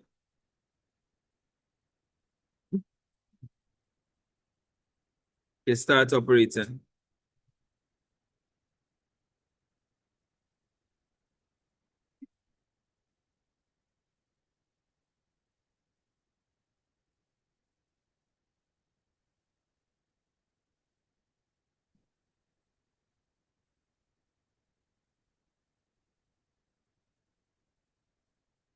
Now let's look at the different parts of the business plan now. Or we call the elements of a business plan. First part of the business plan that you'll see is called the executive summary. It's basically the entire business plan condensed or summarized into one place. Right? Then you have the operational plan. So the objectives of the business, how you intend to structure the business. So this will be a partnership. To have these three owners, we're gonna hire this amount of employees, blah blah blah blah. Blah. Then you go into the business opportunity, which is where you're talking about the product or service. So the product we will be selling is inflatable houses or whatever your product is. You go into detail about the product, why customers would like it, what makes it different, things like that, right? Then you go into the marketing plan, where you're describing how you intend to market this product or service to your customers, what your strategies are going to be. Then you go into a financial forecast. How you intend to fund the business. What money you expect to have. What profits or losses you expect to make. And you do it for maybe the first year or the first 2 years or the first 3 years.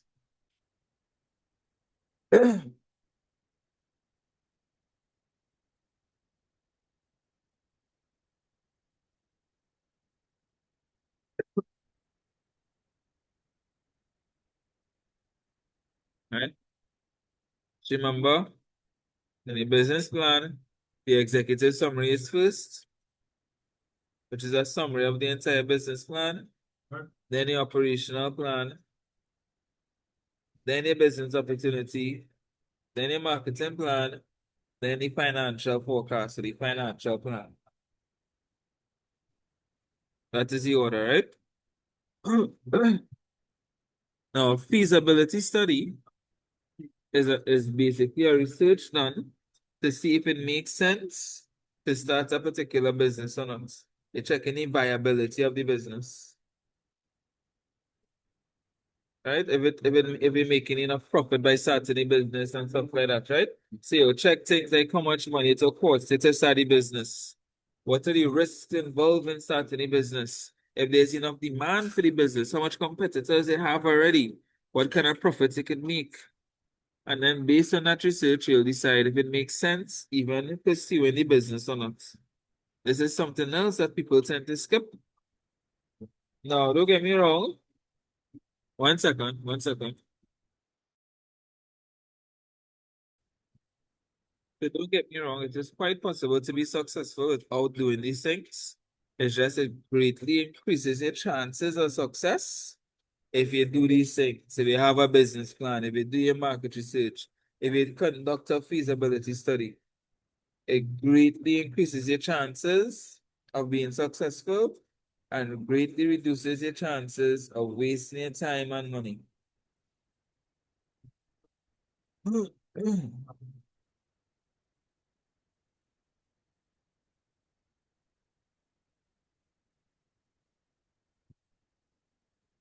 Right, so you check to see the cost that's involved.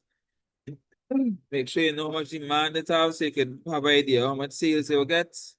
You see how much profit you can possibly make, what are the risks involved, and then you check those things and see, does it make sense starting this business or not?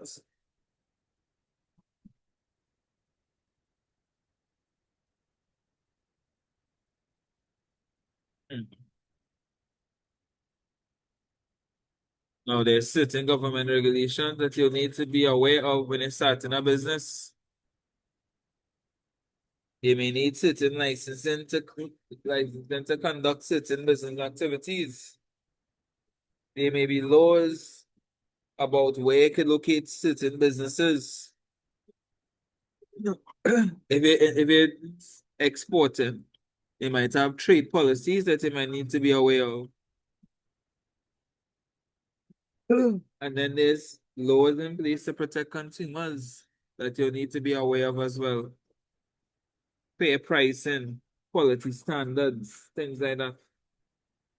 It's important as a business owner, you're aware of these things. So you don't violate any of them. If you violate them, you can end up in problems. And you don't want to end up in problems.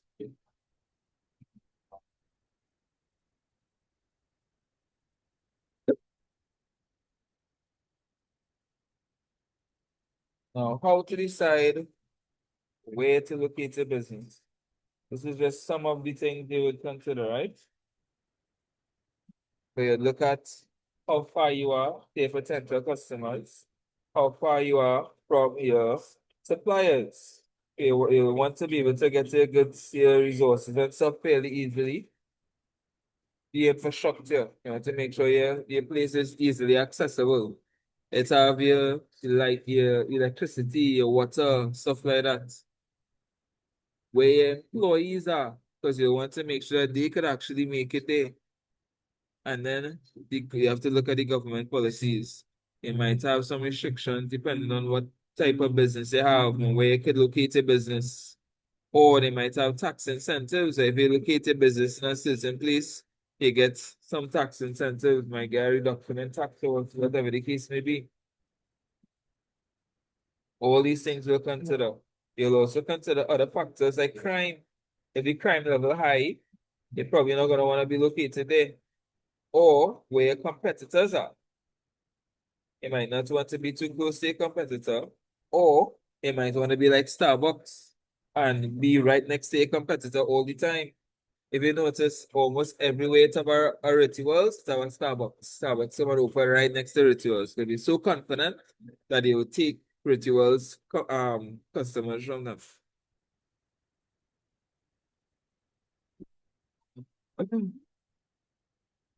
Now, what is collateral? Collateral is security for a loan.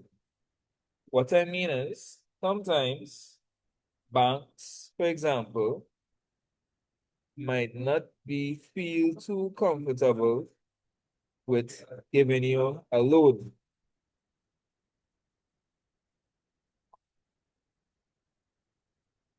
So what you could do is say, hey, what if I don't pay you back? You could keep this car, or you could keep this house, or you could keep this property, keep this vehicle. So security for a loan, it gives them more, it makes them feel more comfortable giving lending you the money because you know if they don't pay it back, they're going to keep something of equal value instead. Right? You could use insurance policies, you could use money, you could use property, stock, vehicles. There's a bunch of different things you could use.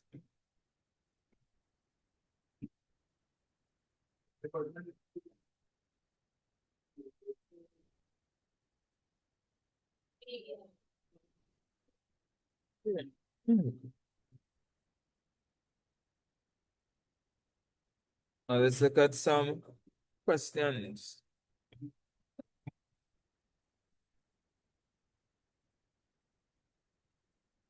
This one.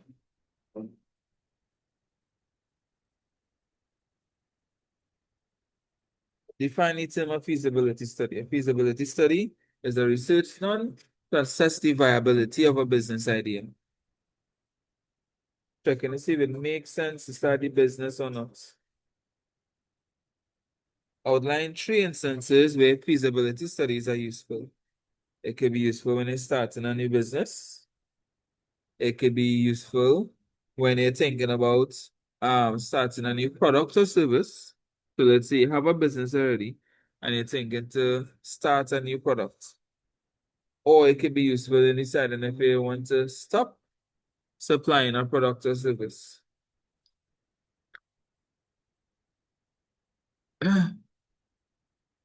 It can be useful in deciding if to partake in a particular project or do a joint venture with somebody else. Then it asks for roles of the entrepreneur.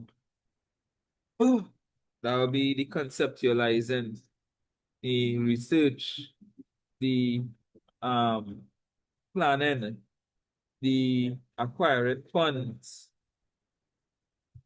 Any of those, the operating the business. All of those will be the roles of the entrepreneur that they're talking about. And then they ask to discuss ways in which entrepreneurs contribute to the development of the country. That is where they talk about the different jobs that they create, or the goods and services that they provide, or how they help contribute to the infrastructure of the country by raising the GDP, or by giving the government more funding through taxes.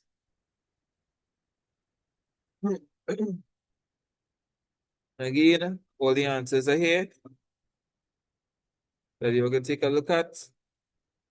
They have to state the main purpose of a business plan. The main purpose of a business plan is so that you can map out the structure of the business to help reduce risk.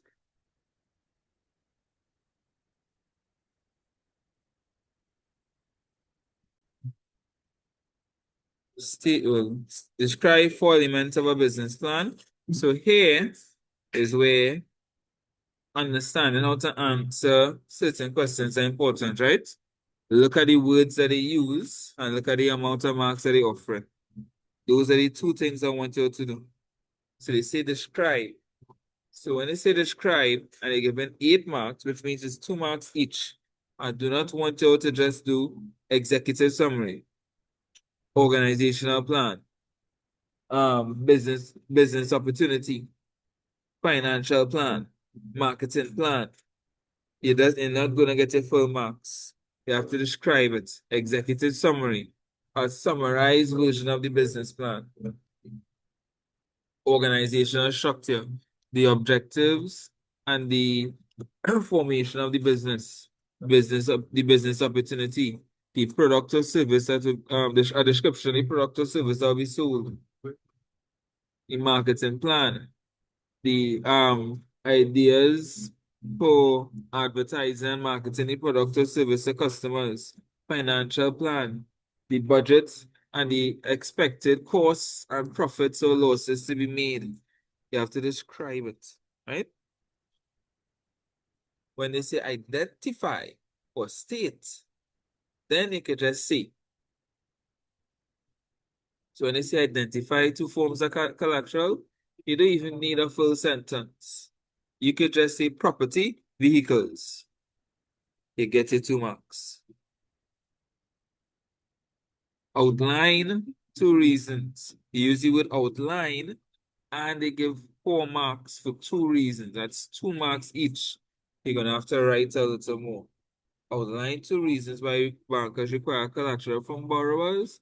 It helps reduce the risk of loss. It helps them feel more secure to give the loan out.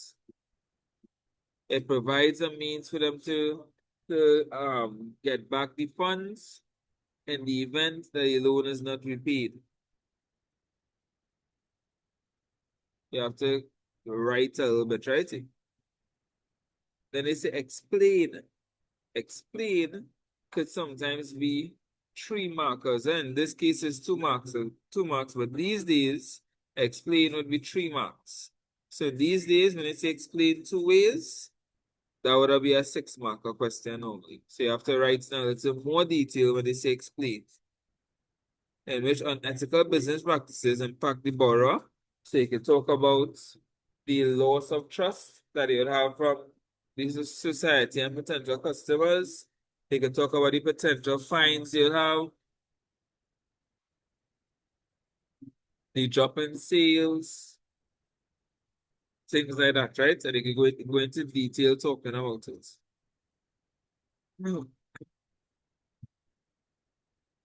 And here's the information the answers are here.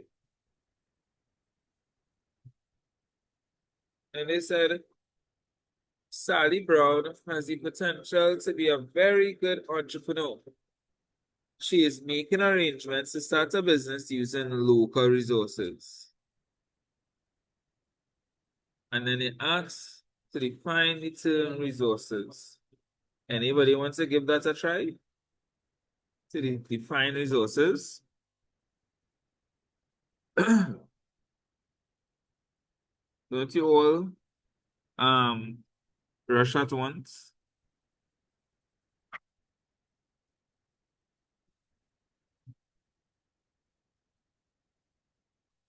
All right, so resources are any materials used to complete a task or achieve a goal.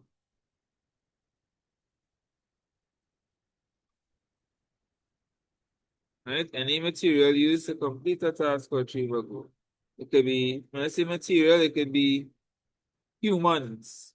It could be raw materials. It could be physical capital assets, anything like that, right? Then they say identify 2 types of resources that are important to Sally in starting a business. You need money, financial resources, and in some cases, you may need human capital. You need employees. You may need yourself. Money, explain the importance of each resource. Money is important because everything has a cost, and you need to purchase certain things in order for the business to operate. You need, especially if you're expanding, you may need a support through having employees that are skilled and qualified. Or you could even talk about the importance of yourself as a human resource. Then they said outline 3 factors that Sally should consider when choosing a location for a business. You see outline. You can't just state. You can't just say crime, suppliers, customers. They're going into detail. The level of crime, if the crime is high, too high, then they may want to look at the business elsewhere, sorry. Or you could talk about infrastructure, if there's proper roads and infrastructure, as well as lighting and water. You could talk about the proximity to customers. If you're closer to the customers, it's easier for them to reach you. Or your proximity to suppliers, easier for you to reach them. Anything like that will work. Then they said discuss two ways in which the country may benefit from the opening of Sally's new business. As in it to go into the um creating jobs, providing goods and services, improving the GDP, sending more funding to the government, which indirectly leads to better infrastructure. Let's go into detail into that. And it will be fine. Discuss is a next word that is normally be a lot of marks. Discuss, 3 marks each, 4 marks each.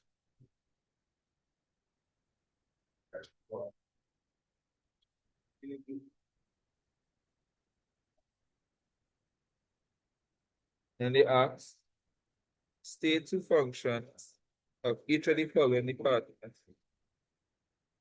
Marketing, they look at anything to do with customers, to advertise any goods and services to customers, making the goods and services accessible to customers, dealing with any customer complaints or issues, anything like that to work. Finance, they deal with money. So budgeting, keeping financial statements, payroll, managing the bank accounts, anything like that.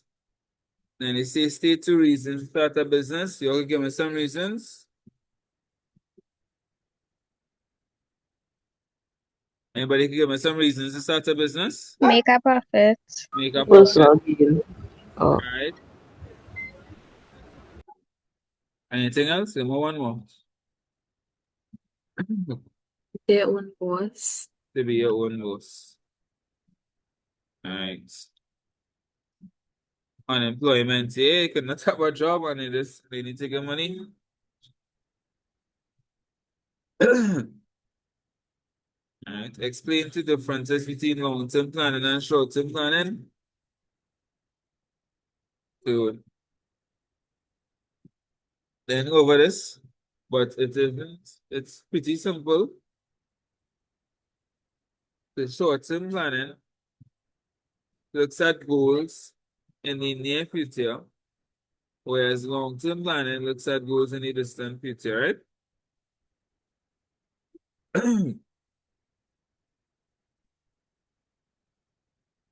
So no short-term planning,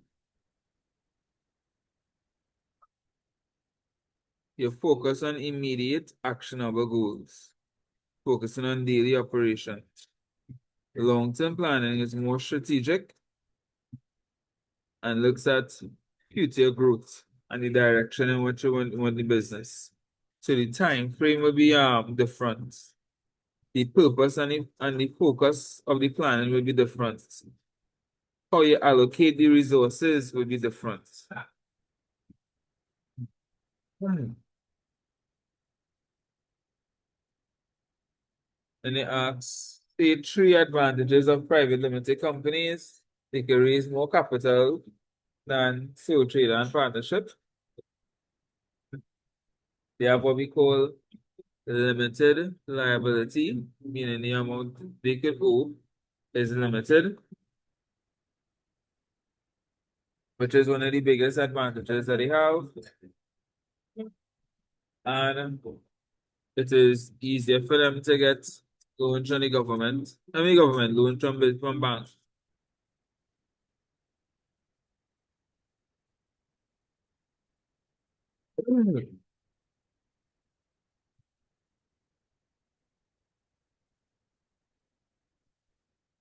Again, the answer say, all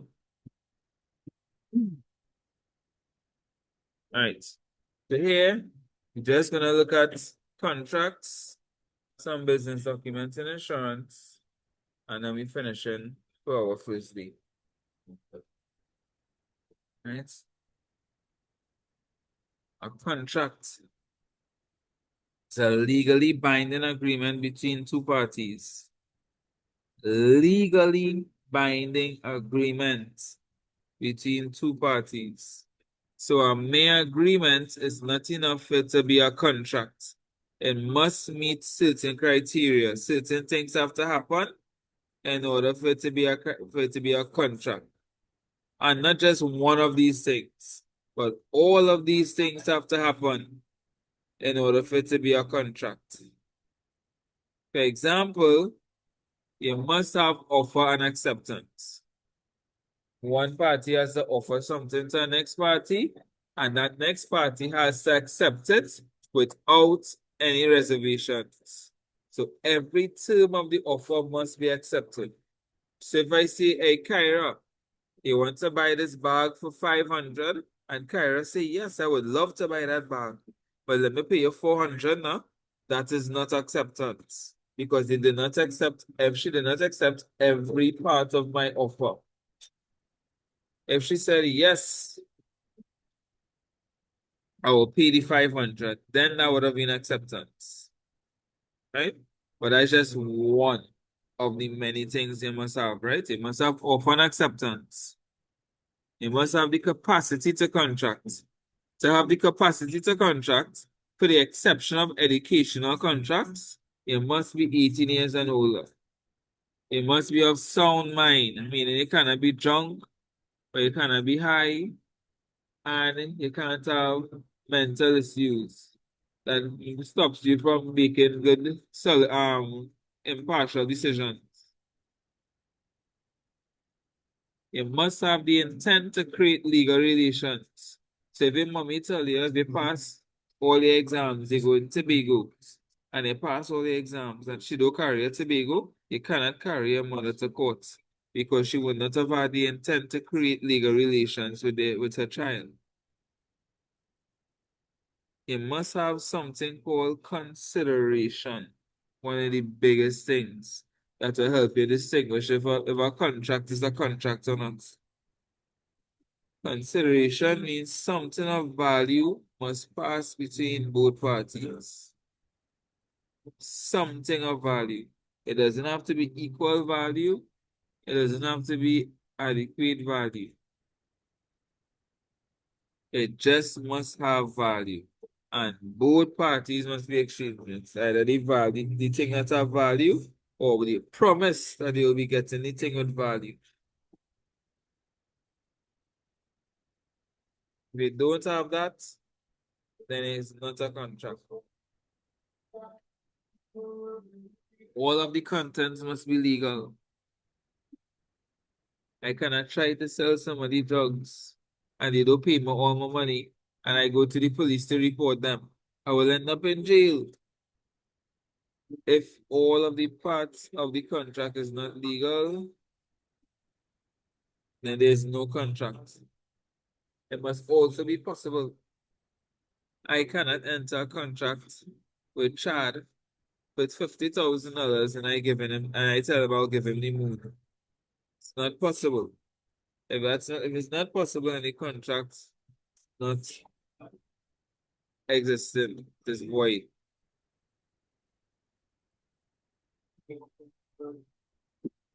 All those things have to happen simultaneously. There must be no misrepresentation, duress, or fraud. Alright, so I can't put a gun to your head and make you agree to enter into a contract. That contract will be voidable because you are under duress, you were being forced. All those things have to happen for it to be a contract.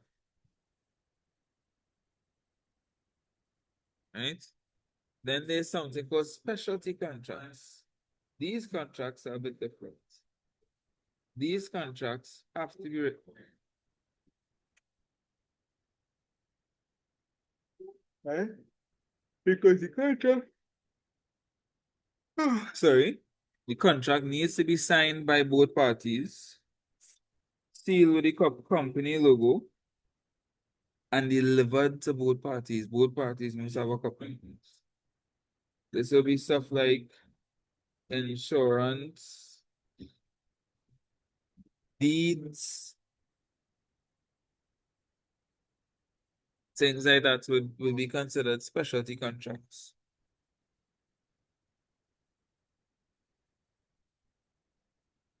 And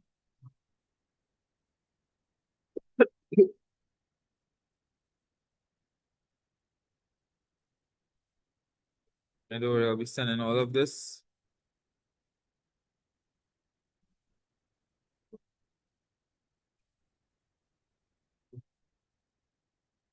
Right, offer and acceptance. And offers when one party proposes to enter a contract with the next party. Acceptance, they agree to all parts of the contract. This can be written, verbal, or implied by action. By action.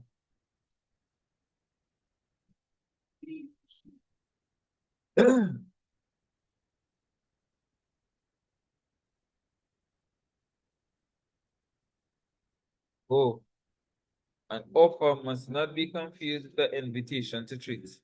An invitation to treat is an invitation to make offers. An invitation to treat cannot be accepted to form a contract. So if I invite you to auction, that is not an offer. It's an invitation for you to come to the auction and make offers.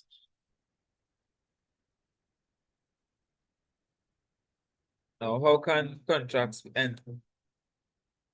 The first one that a lot of people overlook, by performance. You do your part of the contract, I do my part of the contract. I mean, good. Or we could have the opposite. Breach a contract. One party fails to do their part of the contract. Contract is now void. Then you have agreement. Both parties agree to this end the contract. Hey, they end this contract now. Okay, cool. Agreement. Then there's impossibility. This is where something happens outside of the control of the parties in a contract that makes it possible for them to complete the contract.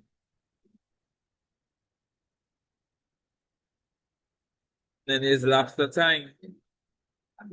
Sometimes the contract might be good for a particular amount of time. And then, God forbid, to have that. If I die and contract is ended.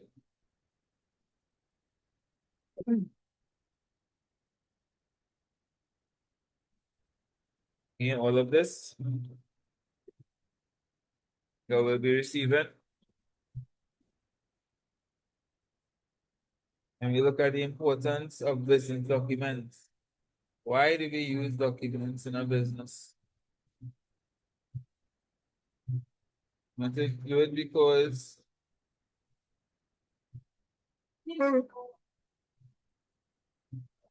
sorry. These documents can be proof that transactions took place. If somebody is gonna audit or you do no taxes, then you need to prove that this amount of money you earn. You may need the source documents.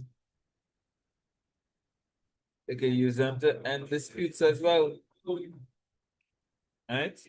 So some documents according to law, keep it.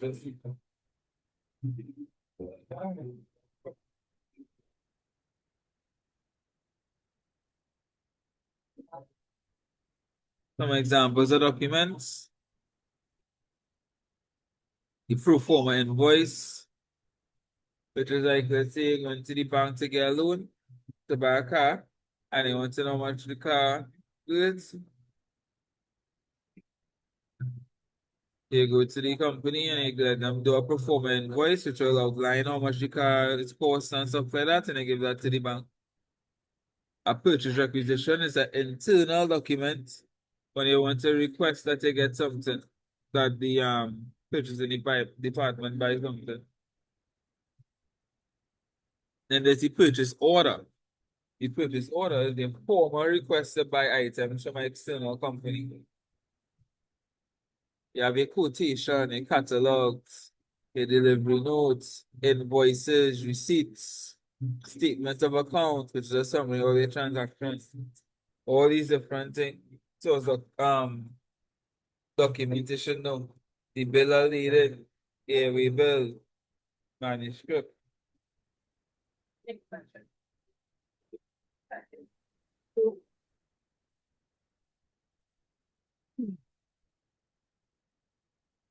Now, insurance is tested fairly often. And people tend to ignore insurance. I don't know why. And then it just come for exam and people just be lost. Do not ignore insurance, please. Right? Insurance, the whole purpose of insurance is to protect you financially.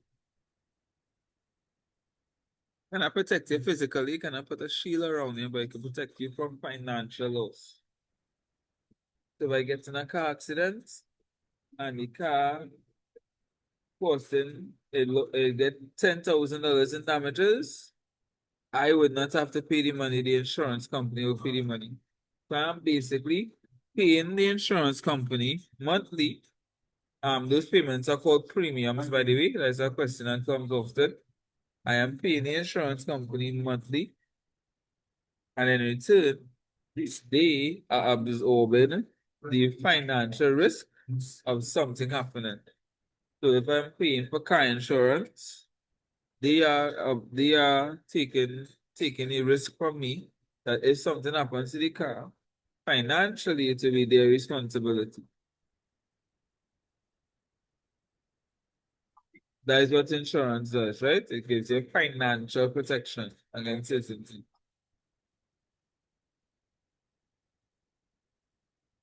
Right? So the core concepts of principles of insurance and the core principles, I know it's a different order, but I'm going to talk about indemnity first. Indemnity. Insurance is supposed to restore you to the position you were in before the instance occurred. So you're not supposed to benefit from insurance. You're also not supposed to lose out from insurance as well. You must have a ownership stake in what is being insured. That's what insurable interest means. So I cannot insure Peyton's house. It's not mine. I don't live there. If something happens, God forbid, it will not affect my home. Then there's utmost good faith. Both the insurance company and the client must be honest in their interaction. If they are not honest in their interaction, especially the client, they risk losing the insurance. And then how insurance works, they pool risk, they spread the risk among many policyholders.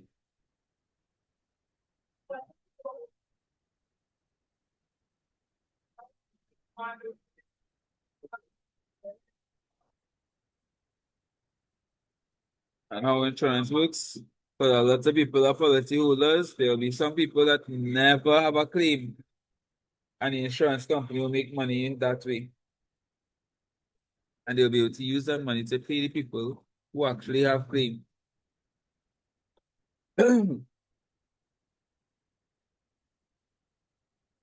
And there are different types of insurance policies. You have life insurance, property, marine insurance, health, fire insurance, theft. Well, all are we part of property.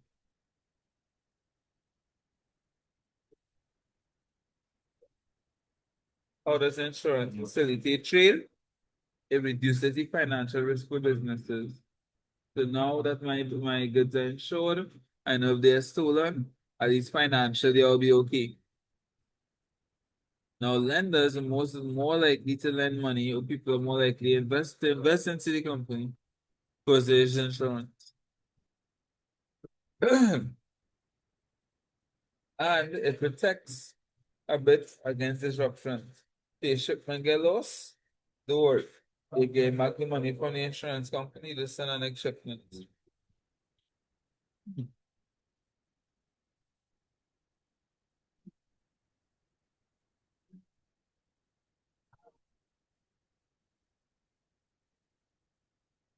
Let's just take a look. Last set of questions. Let me finish. Define a contract.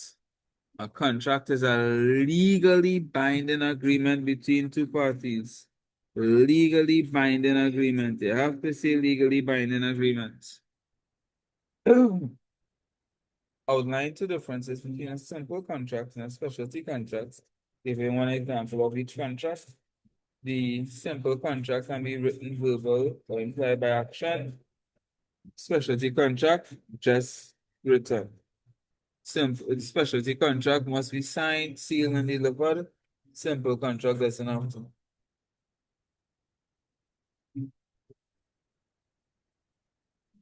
Example of a simple contract: buying groceries. Example of a specialty contract: the insurance policy or a deed.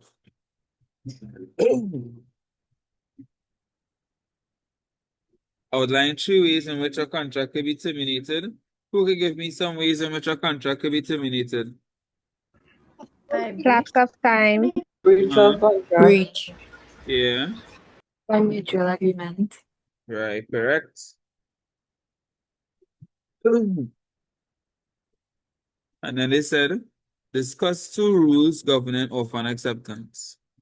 So I'll give you a few. Or somebody said of one party that is correct. So I'll give you a few rules, right? Offer could be made to one person, a few people, or the world at large. An offer can only be accepted by someone who the offer was made to.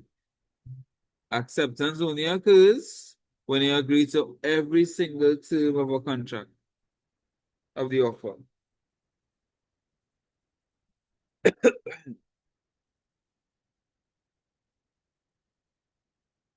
And again, I have all the answers here.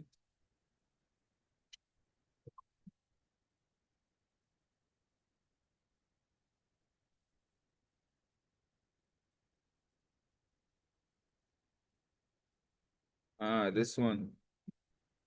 You should know these.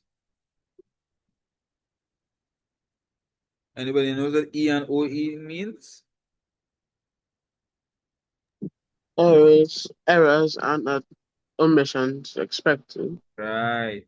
You see how two subjects overlapping, right? Because they would have done that in office administration as well. Right, it means that you cannot legally hold any supplier to any errors that was made in an invoice or anything like that. Anybody knows what E/CP only means?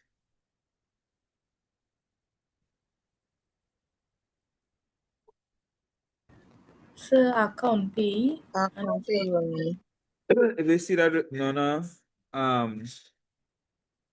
written, what does that mean? If you see it written on a document. Account. Right, so that will be written on a check. And it will indicate that the funds must be deposited into the bank account of the person, the payee whose name is on the check. If it's somebody give you a check and they write refer to draw on it, what does that mean? Anybody knows? So the person who made the check. Right, so it's to go back to the person who made the check here. Basically,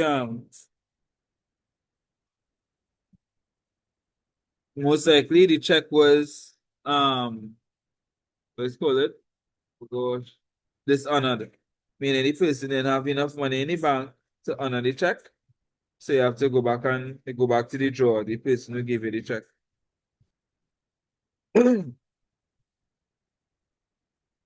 Stale dated means that 6 months have passed and the check is no longer good.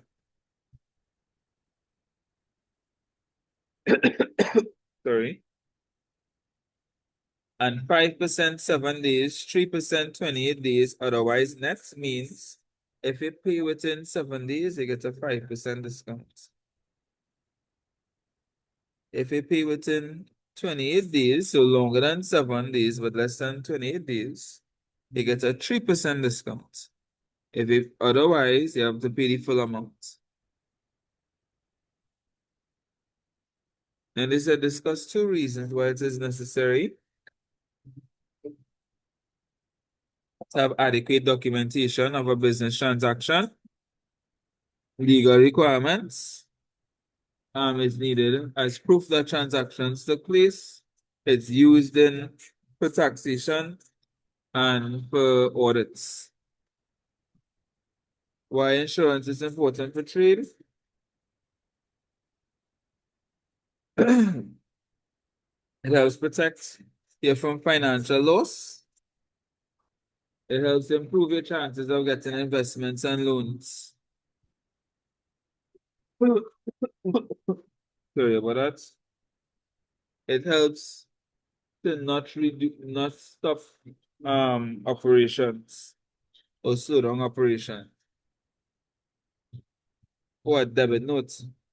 So there are other documents like debit notes and credit notes. Credit notes are used when goods are returned, and debit notes are used when invoices are understated. So I send you an invoice for 1,000, but it was supposed to be 1,200. I will send you a debit note to correct that. And again, the answers are here. And that will be it for our first day of our crash course. We shall continue tomorrow. Hopefully, traffic won't be the same as today. And we shall be able to continue on time tomorrow. So I will send these notes to you shortly. And once this video is uploaded on YouTube, most likely by tomorrow, I will send you the link so you can review it anytime you like. Sounds good? Yes. No problem, sir. All right. We shall end here for now. Enjoy the rest of your evening, guys. Congrats on making it to your first crash course today. Oh.